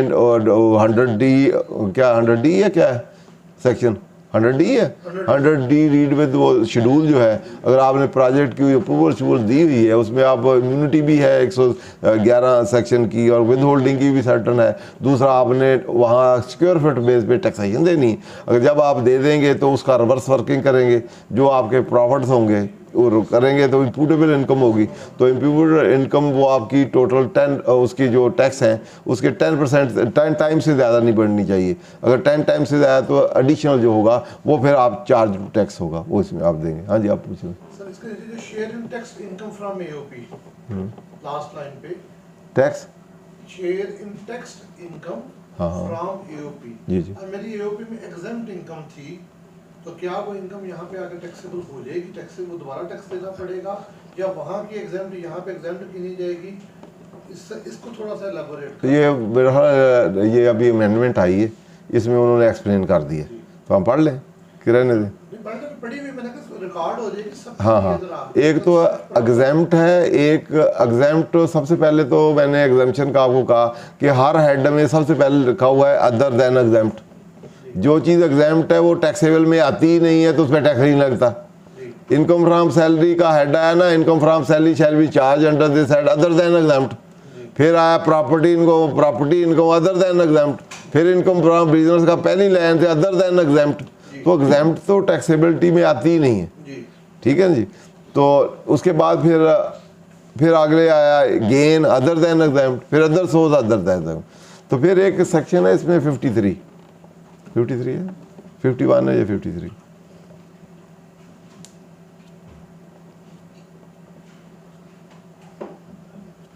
लिमिट ऑफ एग्जम्पशन, ठीक है। लिमिट ऑफ एग्जम्पशन सेक्शन आएगा 50 है 50 है 55 हाँ एग्जम्पशन। ये where an income exempt from tax under this ordinance, exemption shall be in the absence of specific provision to the country contained in the order limited to the original recipient of that income and shall not be extended to any person receiving any payment wholly or from that income. तो इसे मुराद ये है कि अगर AOP को exempt है तो वो ओरिजिनल रिसिपिएंट है, अब पार्टनर उसके आगे हैं तो पार्टनर को एग्जाम्पशन नहीं होगी, ये लिमिटेशन है इस पर। क्लियर जी। तो इसी तरह का ना इशू आया था कि कंपनी थी वो एग्रो से इनकम उसको आती थी, उसको आगे डिविडेंड देती थी, तो ये सुप्रीम कोर्ट लेवल तक कहा तो उनका ये it will remain as a agriculture, उसको भी एग्जाम्प्ट होगी। क्लियर।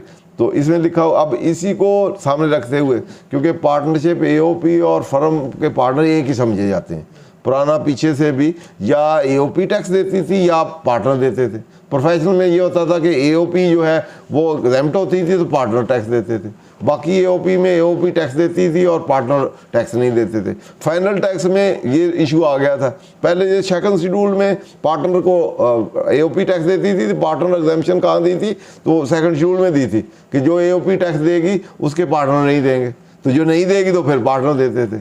तो अब इसी तरह 92 वाला रौला पड़ा रहा कि इसमें लिखा हुआ है एग्जाम्प्ट जो AOP टैक्स जो टैक्स देगी AOP तो उसके पार्टनर को एग्जम्पशन होगी, जो नहीं देगी उसको टैक्स होगा, पार्टनर देंगे टैक्स, तो फिर एग्जम्पशन का तो कोई फायदा ना हुआ है। इस तरह फाइनल डिस्चार्ज दिया हो तो वो तो एग्जम्पशन में आती ही नहीं, वो तो ऑल टुगेदर डिफरेंट है, तो उसका शेयर रिटर्न कैसे होगा।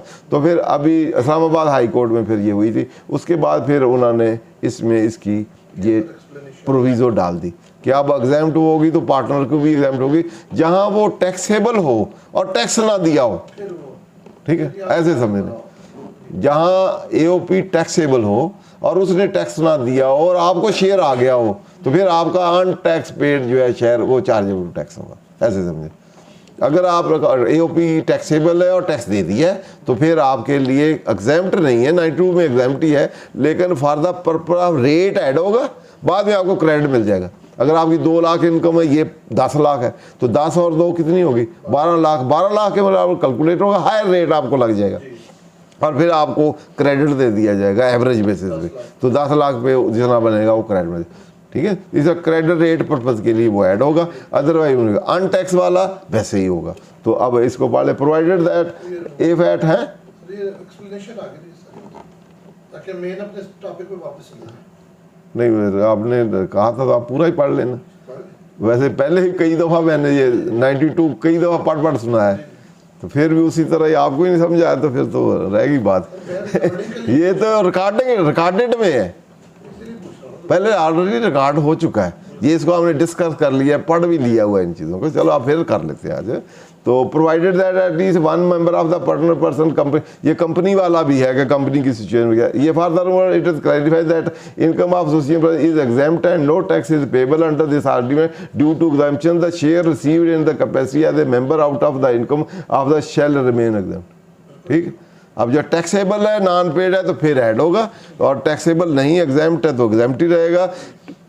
अब उस 53 जो आपने पढ़ा, 53 था 55 को भी इसने कवर कर लिया। उसने कहा गया कि ऑनलाइन सेंट्रल उसमें प्रोवाइड हो, यहाँ दोनों को एग्जम्पशन दे दी। लेजिस्लेटर ने 92 में सेकंड शेड्यूल की जरूरत ही नहीं, इधर ही कह दिया है कि वो पार्टनर को अगर एग्जाम्प्ट है तो पार्टनर को भी एग्जाम्प्ट है। ठीक है, अगर चार्जेबल टैक्स है और टैक्स नहीं दिया तो फिर पहले वाला हेड है, अगर पे किया है तो फिर दूसरे वाला हेड। क्लियर, यदि आप दोनों हेड क्लियर है। सर ये भी AOP के बारे में एक छोटी सा सवाल है, कहाँ पे रखते हैं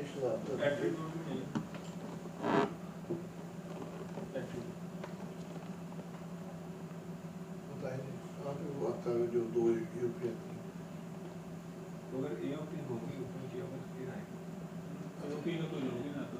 चले छोड़ दे आप। चलो AOP का भी आप डिस्कस कर लेते हैं, इसमें कौन अभी कर लेते हैं ना। AOP होती है एक AOP क्रिएटेड बाय लॉ, जैसे फर्म है रजिस्टर्ड आप करें तो वो बाय लॉ होती है। एक AOP वैसे ही एग्रीमेंट है, बाय वे ऑफ आपने एग्रीमेंट लिख लिया।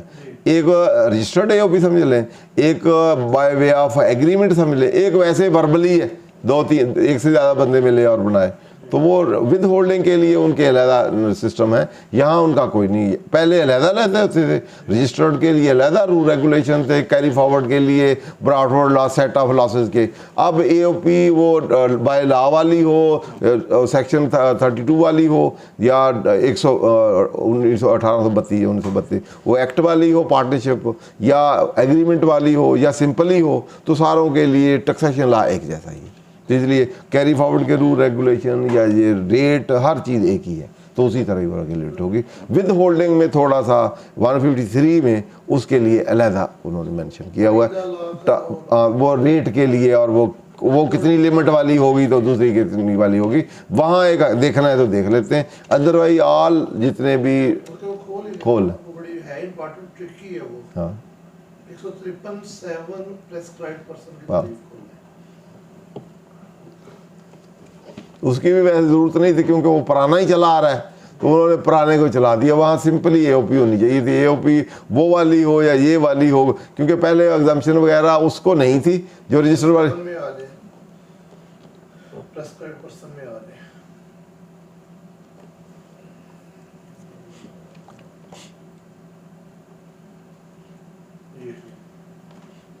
कंपनी ये बायर अंडर द लॉ।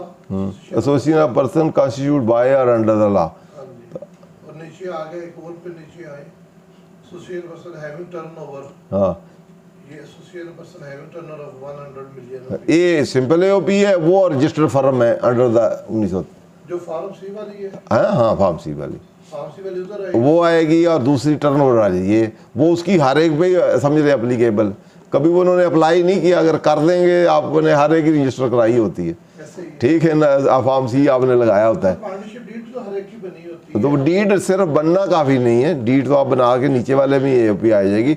लेकिन वो जो रजिस्ट्रार सर्टिफिकेट ले लिया आपने पूंछ हाउस से, रजिस्ट्रार फर्म से, तो वो वाली वो पहले वाली है, उसमें विदाउट लिमिट है। सर वो उसके बगैर वो एनटीएन भी नहीं बनाते, हैं एनटीएन नहीं बनाते, बैंक एंटरटेन बस मेरे से ना फिर इसको एक क्वेश्चन करें, कल से ही नोटिस दे देंगे सारों को, उसमें लिमिट ही कोई नहीं नहीं, लेकिन ये तो सर ये वाला तो है ही नहीं। अब जो ये H है हैं? इसको फिर देने की क्या जरूरत है? क्या ये एसोसिएशन ऑफ पर्सन जो है इसको तो देने की जरूरत ही नहीं है। इसके बगैर सर वैसे ये लेटर ऑन है, तो लेटर ऑन लॉ उस पे क्या फॉर्म सी के बगैर नहीं बनता। वही दोनों एग्जिस्ट करती पड़ रही है ना, एटीएम बनता है तो आपसे एटीएम बन जाता है।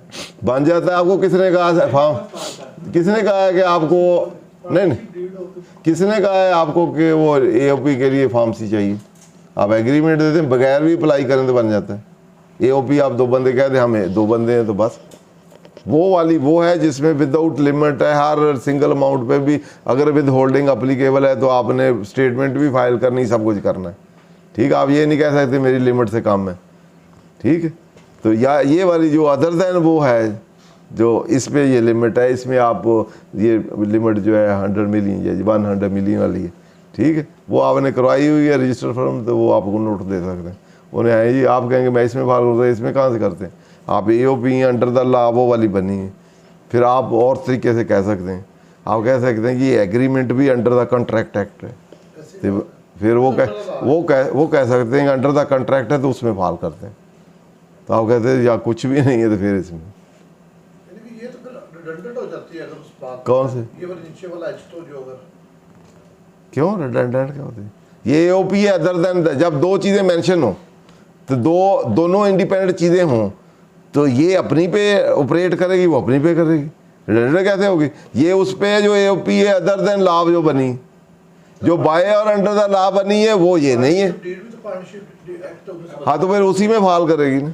ठीक है। मैं ही कह रहा एग्रीमेंट वाली और रजिस्टर विद द रजिस्ट्रार वाली दोनों पहली वाली में फाल करेंगे। ये रहेगी ज़बानी कलामी, ज़बानी कलामी वाली इसमें आ सकती है। उसका ना एनटीएन बनना है। नहीं बन जाएगा, क्यों नहीं भाई, लॉ में है तो वो बना देंगे। आप रिट शिट करें कि भाई इसका बनना चाहिए, एग्रीमेंट की जरूरत नहीं है, ठीक है। हैं? नहीं तो वो उसी में हिट करते रहेंगे। क्लियर जी? और कोई क्वेश्चन है? यही था क्वेश्चन। ये वो चीज़ है, लेकिन वो बाद में देख लेते हैं, उसको कोई जल्दी नहीं। तो मैंने कहा ये सोया ही रहने दें, लेकिन आपने कहा इसको जगाएं। चल नेक्स्ट आएंगे, नेक्स्ट अपना सर ये आ गया, नेक्स्ट उसका है फ्रेंडशिप तो ये इसमें एडमिन, इसमें मैनेजमेंट है, एडमिनिस्ट्रेशन है, सेलिंग है एंड फाइनेंशियल है। तो ये सारे यहाँ क्लब किए हैं, वहाँ आपके हो सकता है अलहदा हो, वहाँ एडमिन अलहदा हो, सेलिंग डिस्ट्रीब्यूशन मार्केटिंग अलहदा हो, फाइनेंशियल आपके हो, अदर्स अलहदा हो, और इनकम भी अलहदा हो। तो ये उनको ऑपरेटिंग एक्सपेंस भी कहते हैं। ऑपरेटिंग और नॉन ऑपरेटिंग में भी इसको डिवाइड कर सकते हैं, admin, selling, distribution, promotion, financial और अदर भी कर सकते हैं। वहाँ जैसे मर्जी है आप उसको इधर ग्रुप कर देंगे। रेंट हो सकता है सेलिंग में भी हो तो एडमिन में भी हो, दोनों को क्लब करके इधर शो कर दें। इस तरह ये सारे एक्सपेंस जो दोनों में ही है उनको ग्रुप करके कर दें। अगर इनमें से कोई ऊपर हो गया या उधर हो गया या लेस हो गया तो वो उसको छोड़ दें। ठीक है, पहले आप रेंट रेट हैं, टैक्सेस, सैलरी वेजेस, ये एडमिन सेलिंग वाली हैं सारी, डिस्ट्रीब्यूशन वाली, ट्रैवलिंग कन्वेंस व्हीकल है, ये वो वाले ना हो जो कास्ट ऑफ सेल का पार्ट बने हैं, उसके अलावा वाले इलेक्ट्रिसिटी, गैस है, कम्युनिकेशन, रिपेयर है, stationery, printing, photo copy, advertising, ये एडवर्टाइजिंग, पब्लिसिटी, प्रमोशन यहाँ भी है तो वहाँ सेलिंग में भी आप ले जा सकते हैं। ठीक, तो इंश्योरेंस है, प्रोफेशनल चार्ज है, प्रॉफिट, ये फाइनेंशियल है, चैरिटी है, डोनेशन है, ब्रोकरेज है, इंटरेक्ट एक्सपेंसेस हैं, इररिवोकेबल राइट ऑफ है, जितने भी स्टॉक्स ये राइट ऑफ है, बाकी कंट्रीब्यूशन टू प्रोविडेंट फंड है, ये वाली सुपरनेशन है, अकाउंटिंग सेल लॉस है, अकाउंट डेप्रिसिएशन है ये, और सब कुछ जो एंड आपका कैलकुलेट होगा वो टोटल ये होना चाहिए। अकाउंटिंग वाला एड लेस जैसे मर्जी करें, जो अकाउंटिंग में आपका टोटल ये है और उसकी आगे डिस्ट्रीब्यूशन हो इनटू फाइनल एग्जाम टेस्ट में हो, और नॉर्मल और जो आपकी मिनिमम है वो परले वाले में। ठीक है, नॉर्मल वाली उसमें और सेपरेट ब्लॉक वाली भी उसमें, अगर उसने सेपरेट नहीं दी तो आगे जाके भी टैक्सेशन में टैक्सेबल इनकम के पार्ट में बनेगी। क्लियर, आगे चलें। इसके बाद ये आपका मैन्युफैक्चरिंग, ट्रेडिंग, रेवेन्यू यहाँ तक आवे। अब इसको, ये इम्पॉर्टेंट है,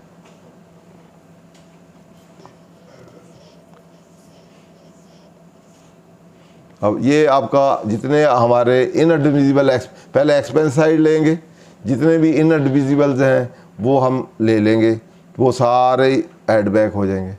इस तरह रेवेन्यू साइड पे जो इसमें चार्ज नहीं होने या ऐड हुए हैं वो हम लेस कर देंगे, या जो अपोर्शन होने हैं एक्सपेंडिचर वो पहले लेस हुए हैं वो भी ऐड लेस कर देंगे। तो इसी स्कीम को सामने रखते हुए पहले add back provision for doubtful debt, doubtful debt इस सेक्शन के तहत जो राइट ऑफ होते हैं, एक्चुअल वो अलाउ होते हैं, वो हम एडमिसिबल में कर लेंगे। ये जो प्रोविजन उधर चार्ज किए हैं ये ऐड बैक में कर देंगे। इस तरह ऐड बैक प्रोविजन स्टॉक के लिए हमने या फिक्स एसेट को कोई प्रोविजन डाल देते हैं, वो भी रिवर्स करते हैं, एक्चुअल हो तो वो कर देते हैं। एडमिशन इन द वैल्यू, अगर आप कहते हैं इन्वेस्टमेंट 2 लाख की थी, आप समझे 1.5 लाख तो आपने इधर रख दिए, वो भी एक्चुअल बेसिस पे लाओगी, ये वाली ऐड बैक हो जाएगी। इस तरह add back 21 provision for reserve fund carry reserve fund capitalization, ये अगर कोई की है आपने रिजर्व शर्त तो वो भी आप ऐड देंगे। आपके सेस जो अगर डायरेक्ट प्रॉफिट बेस पे कोई है जो 21A का है तो वो भी इसमें ऐड लेस हो जाएगा, ऐड हो जाएगा। इस तरह 21B का amount of tax director source आपने लेस किया हुआ है या किसी के अंदर ही एक्सपेंस में ऐड किया हुआ है तो उसको भी रिवर्स करें। इस तरह आपका 21C वाले जिसमें विद होल्डिंग नहीं हुई तो वो वाले आप ऐड उसमें करें अगर टैक्स नहीं दिया। 21D है एंटरटेनमेंट एक्सपेंस, इसमें प्रेस क्राइम लिमिट है उससे अबव है तो वो ऐड करें।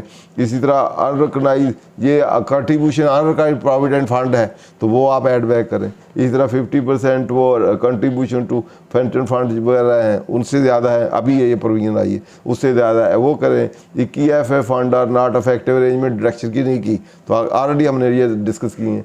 फाइन पेनल्टी जो अभी आप कह रहे थे वो भी इनएडमिसिबल है, ऐड करें। उसके बाद पर्सनल एक्सपेंडिचर है, कैपिटल एक्सपेंडिचर है वो ऐड करें। प्रॉफिट ब्रोकरेज हैं वो वाले करें। Expenditure single account head other than cross cheque है या लिमिट से अबव है वो ऐड करें। सैलरी वो एल वाली जो है वो उससे एल वाली या एम वाली है एक्सीडिंग 25,000 से ऊपर है तो वो करें। कैपिटल एक्सपेंडिचर करें, एट्रीब्यूटेड नॉन बिजनेस करें, उस जो आपके एलोकेट कर रहे हैं उधर जाने। लायबिलिटी 3 साल से ओवर है और चौथे साल वाली तो वो ऐड कर लें। Lease rental not lease total होगा आपका अलाउ। उसके बाद फार्मास्यूटिकल वाले हैं add back gain on intangible, gain on sale tax वो वाले। P utility bills exceeding prescribe limit not paid through prescribe mode. Add Q expenditure attributable to person required to register sale tax not register तो वह lease rental not eligible. Add back C commission 0.2 gross of ATL में third schedule नहीं है। दूसरा direction of profit debt admissible pre commencement expenditure ये वो 7.5 listed in फला other admissible सारे टोटल आप कर लें। ऐड बैक फिर अकाउंटिंग लॉस ये एटसेट्रा सारे इस तरह एडमिजिबल वाले जो हैं वो सारे एक्सपेंस इसी तरह गेन है दूसरे हैं वो सारे आप एडलेस करेंगे। तो एडलेस करने के बाद अकाउंटिंग डेप्रिसिएशन दूसरे भी एडलेस करते हुए नीचे हैं बेटा ये एडजस्टमेंट कर लेंगे। सर ये इनएडमिसिबल और एडमिसिबल डिडक्शंस जो है ये जब हमारे मतलब असेसमेंट कर रहा है तो ये सारी चीज़ें वहाँ वो असेसमेंट करते हुए हमारे एक्सपेंसेस को जो डिसअलाउ करेगा वो इनएडमिसिबल में जाके लिखेगा या हमने ये करनी होती है जब हमने अपनी रिटर्न फाइल करनी। पहली बात तो है कि हम कर दें, कुछ चीज़ें तो ज़रूरी हैं जो हम करनी, जैसे आपका डेप्रिसिएशन अकाउंटिंग डेप्रिसिएशन आपने की हुई है, टैक्स तो नहीं की हुई, ये आपको चाहिए एडलेस करें। इस तरह गेन जो है गेन हमने अकाउंटिंग गेन कैलकुलेट किए हुए हैं, डिस्पोजल ऑफ एसेट ये वो, तो वो टैक्स गेन होने चाहिए, तो वो क्योंकि इधर टैक्स अकाउंटिंग के मुताबिक ही कैलकुलेट होने थे वो हमें एडलेस कर रहे हैं। इस तरह ग्रेजुटी और वर्कर वेलफेयर फंड्स हैं जो कि पेएबिलिटी पे एडवाइज होते हैं, वो हमें खुद या प्रोविजन फॉर डाउटफुल डेट है, ये 5-4 आइटम है ये हमें खुद करने चाहिए। बाकी जो है कि आपने नई डिडक्शन नहीं की, क्रॉस चेक नहीं है, ये उसको करने दें। अगर आप ज़्यादा करना चाहते हैं सपोर्ट अपने क्लाइंट को भी मैं ही करता हूँ तो कर दे, ज़्यादा टैक्स दवा दे। नहीं हाँ, लेकिन नॉर्मली होता है ना कि जब ये असेसमेंट ऑर्डर हुआ होता है कोई भी असेसिंग ऑफिसर इस चीज़ को फॉलो नहीं करता। किसको? यानी कि ये जो इनएडमिसिबल डिडक्शन है वो तो लम सम एक कॉलम में लिख देते हैं। नहीं ऐसे नहीं होता, वो सारे अलग करते हैं। अगर वो कर देगा तो आप कहेंगे जी ये तो मैंने खुद ही डिसअलाउ किए हैं, तो आप दोबारा कर रहे हैं तो डबल डिडक्शन है।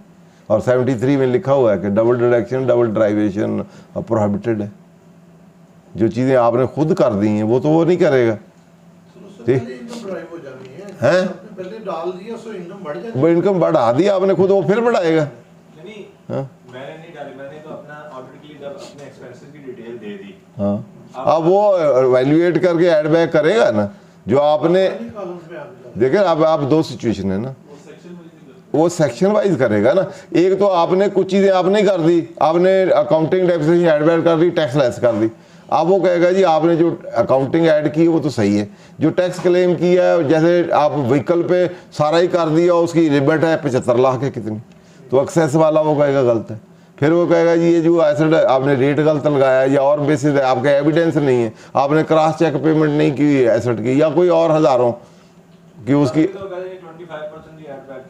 वो तो उसकी मर्जी है। फिर इसीलिए आपको किस लिए वही करेगा ना 20%। उस पर हमने ऑलरेडी स्टॉक फ्रेज पे या सब्जेक्टेड डिसअलाउ पे लमसम पे 1000 दफ़ा डिस्कस कर लिया, केस ला भी दे दिए हुए। अब फिर वही क्वेश्चन तो वो तो आपने असेसमेंट में नहीं आप आए थे, असेसमेंट का सेक्शन 122 वाला जो था उसकी अगर आप जाके उधर देख लें, उसमें सारी चीज़ें ये डिस्कस 174 भी डिस्कस है, 21 भी डिस्कस है। उसके ये सारे ही पैटर्न के स्टॉक फ्रेजेस पे, पर्सनल नॉन वेरिफाइबल पे, लमसन पे, परसेंटेज पे केस आपने दिए, बाटा ये वो वगैरह सब कुछ दिए हुए, सुप्रीम कोर्ट के भी दिए हुए, गिल वाला के सब भी आया और भी दिए हुए। अब फिर वही चीज़ पे टाइम ज़ाया करने वाली है ना, उसको आप सुन ले, उसमें सारी चीज़ें ये 10 मिनट रह गया तो इसको कंक्लूड कर ले या इसको फिर नेक्स्ट पे भी लेके जाना है? नेक्स्ट पे ही जाएगा। अभी 2 हेड रहते हैं, अभी उसके दो हेड रहते हैं और बिजनेस वाला हम कैरी फॉरवर्ड और इसको ये अब ये एक एडजस्टमेंट। उसके बाद एडलेस जो एडमिजिबल इनएडमिजिबल इनकम एक्सपेंडिचर सारे ऐड करने के बाद ये पुराने सालों के जो लॉसेस हैं carry forward set of losses, तो बिजनेस प्रॉफिट कमाने अदर दैन डेप्रिसिएशन, तो डेप्रिसिएशन और इनके लॉसेस जो है पिछले सालों के 6-5 साल के जो आप हैं वो अगर आपने पिछले में दिए हुए हैं, अगर आपका प्रॉफिट आता है तो पहले उसको एडजस्ट कर लेंगे। फॉर द करंट पहले एडजस्ट करेंगे प्रायोरिटी में, पुराना सबसे पहले और ऑनवर्ड। डेप्रिसिएशन अगले में ऐड होती जाएगी, वो फॉर एवर है ये 6 साल तक। तो यहाँ आप लिखे होंगे उसके मुताबिक लिख भी दें, कोई ओमिट ना हो जाए। क्लियर जी, वो फिर आगे कैलकुलेट कर लेगा। बिजनेस एसेट, ये एसेट लाइबिलिटी बैलेंस शीट से आपने देख के वही डालना है, उसमें अगर फिगर शिगर आगे पीछे आपने सही कर लेनी तो अदरवाइज वो इस पे भी आपको नोट दे देंगे। बाद वो कहते हैं ये एसेट आपने इधर ये शो किया हुआ है, डेप्रिसिएशन शेड्यूल में ये है, ठीक है, डेप्रिसिएशन में और ही वैल्यू होगी ना, तो यहाँ अकाउंटिंग में और होगी। फिर आप ये बता सकते हैं अकाउंटिंग और वो दोनों एक अलहदा स्कीम के तहत चलते हैं, और वो जस्ट फॉर द जो टैक्सेशन वाला है उसकी रिकॉन्सिलेशन है, वो just for the purpose of taxation है, वो यहाँ नहीं आ सकता। क्लियर, ये क्वेश्चन भी अक्सर वो रेज कर देते हैं, ये उधर फिक्स अकाउंटिंग वाला लेंगे। हाँ, ये अकाउंटिंग वाला रहें, यहाँ कैश वाला भी अकाउंट कैश अकाउंट का नहीं तो कैश और बन जाएगा फिर, ठीक है ना। डेप्रिसिएशन जस्ट एडजस्टमेंट नहीं है, कैश बैंक सारी चीज़ें जो है अकाउंटिंग वाली हैं, बैलेंस शीट सारी हमारी अकाउंटिंग वाली है, उसको हम डिसर्व नहीं कर सकते। और वो ले लेंगे तो वो डिफरेंशियल क्या वो कम होगा तो उतना ज़्यादा क्या होगा, फिर कैश बढ़ जाए, एक्चुअल तो कैश नहीं, ठीक है। तो वो इसलिए वो मेथडोलॉजी अकाउंटिंग का प्रॉफिट गेन और बैलेंस शीट वो ही चलेगी। टैक्सेशन की जस्ट एडजस्टमेंट और रिकॉन्सिलेशन है, ये समझें।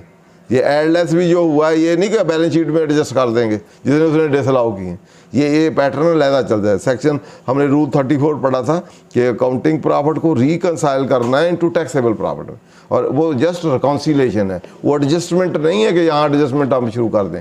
जैसे गाड़ी है आपकी 75 लाख का डेप्रिसिएशन करते हैं, तो आप इधर हम 75 लाख लेके आए, जो अबाव है वो छोड़ दें फिर, इसलिए यहाँ टोटल की टोटल वैल्यू होगी, ठीक है। वहाँ एडजस्टमेंटों से वो प्रॉफिट को काउंटिंग प्रॉफिट को ट्रांसफॉर्म करना है into taxable profit just for calculation of tax liability, ना कि उसको एडजस्ट करके डिस्ट्रॉय कर देना है सारी बैलेंस शीट को और अकाउंटिंग सिस्टम को। ये आपने पहले लैंड है, बिल्डिंग है, प्लांट है, मशीनरी है, एडवांसेस डिपॉजिट है, ये 7C वाला इस पे लैंड बिल्डिंग पे इमूल प्रॉपर्टी पे held for the purpose business है कि नहीं, वो उसको देख लें। कैश इक्विवेलेंट है, अदर है, तो इक्विटी कैपिटल है, लॉन्ग टर्म बोरोइंग है, ट्रेड है, क्रेडिटर है, लोन शोन देख लें कि क्रॉस चेक है कि नहीं, और क्रेडिटर लाइबिलिटी भी देख लें, ओवर 3 ईयर तो नहीं है, पहले ही उसको मैनेज कर लें। क्लियर। अदर लाइबिलिटी इसको बैलेंस शीट के साथ, इंडिविजुअल हैं, AOP हैं, कंपनी है, उसके साथ चल। और जी बेटा बिजनेस में वो है डेप्रिसिएशन शेड्यूल, इसको डिस्कस कर लें कि रहने दें। इसको कंक्लूड कर ले बिजनेस को। हाँ हाँ चले। सबसे पहले अगर आपका पिछला साल है तो पिछले साल वाला आप ओपनिंग इधर ले आएंगे, वो पहले ओपनिंग आ जाएगा, फिर उसमें ड्यूरिंग ईयर कोई डिलीशन हुई है, ऊपर ये कास्ट है क्या चीज़ है, WDV है, तो return down during year delete हुई तो रिटर्न डाउन वैल्यू लेस कर देंगे, एडिशन वाली कास्ट ऐड कर देंगे, और एक्सटेंट ऑफ यूज़ लिख देंगे, एडिशन न्यू आफ्टर दे देंगे, extent of year initial allowances वो डेप्रिसिएशन और रिटर्न डाउन वैल्यू, ठीक है। रिटर्न डाउन वैल्यू करके ये टोटल आ जाएगी, टोटल हर एक पे अपनी अपनी निकल जाएगी, निकल के तो आप नीचे ये विकल्प है, ये वो वगैरह रेट शेट वो आपने उसी तरह लगाना है हर एक के, तो डिफरेंट हेड हैं, हर हेड की निकल जाएंगी। रेट शेट आपने वो 3rd शेड्यूल से ले लेना है, एक्सटेंट ऑफ यूज़ ये वो सारा कुछ से, ठीक है।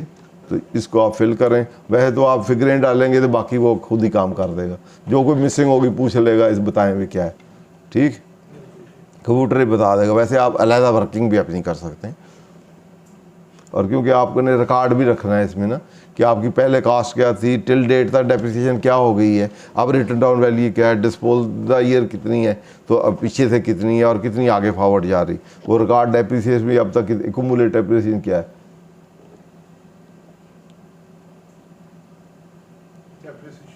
ये डेप्रिसिएशन वाला भी हमने कर लिया शुरू, ठीक। अमॉर्टाइजेशन भी इसी तरह ही है, उसका भी इतना पिछले साल एसेट था, इतनी अमॉर्टाइजेशन, इतना क्लोजिंग ऑनवर्ड चलता रहेगा, वो स्ट्रेट फॉरवर्ड ही। इंटेंजिबल्स और वो सारे वो सीधे से और 4 ईयर या 5 ईयर या 10% हो। अब मिनिमम टैक्सेशन ये हमने पहले ऑलरेडी डिस्कस किया हुआ है, पुरानी साइड पे आप देख लें कि एट्रीब्यूटेबल और किस तरह कैलकुलेट करना है। रूल ऑफ थंब मैं बता देता हूँ। रूल ऑफ थंब ये है कि आप टोटल जो आपका टैक्सेबल प्रॉफिट आया है, नेट टैक्सेबल आया, उस पर टैक्स कैलकुलेट करें, उसमें देखें टैक्स कितना है और सेल टोटल कितना है, तो टैक्स जो है वो उसका रेट कैलकुलेट कर लें, एवरेज रेट। सो 10 लाख टैक्स है तो करोड़ रुपए आपकी टर्नओवर है, तो कितना % हो गया, 10% हो गया ना। अब 10% आप अब देखें कि जो उसमें सेल में आपकी मिनिमम वाली शामिल है उस पर कितना रेट है। अगर वो उसमें मिनिमम 10 से कम है तो फिर तो आपको फर्दर टैक्स की ज़रूरत नहीं। अगर 10 से वो 11 है तो 1% आपको और देना है, ठीक है। तो 1% की और लाइबिलिटी निकलेगी आपकी, अगर उतनी है तो फिर उसकी नहीं निकलेगी, इसी तरह या इनकम बेस कर लें कि टोटल इनकम इतनी है, टोटल इनकम पे इतना टैक्स है, तो टोटल इनकम का टैक्स रेट कैलकुलेट कर लें। फिर उस जो इनकम है उसके दो हिस्से कर लें। एक इनकम वो सेल से रिलेट पोर्शन रिलेट करती है जो मिनिमम वाली है, एक जो नॉर्मल वाली है, उसी इनकम को डिवाइड कर लें और उसी टैक्स को भी दो हिस्सों में डिवाइड कर लें। फिर इनकम का परसेंटेज देख लें, जो इनकम उसकी रिलेटेड आएगी वो एट्रीब्यूटेबल इनकम की होगी, उस पर देखेंगे कितना टैक्स है, होना कितना चाहिए, डिफरेंशियल आप देते हैं।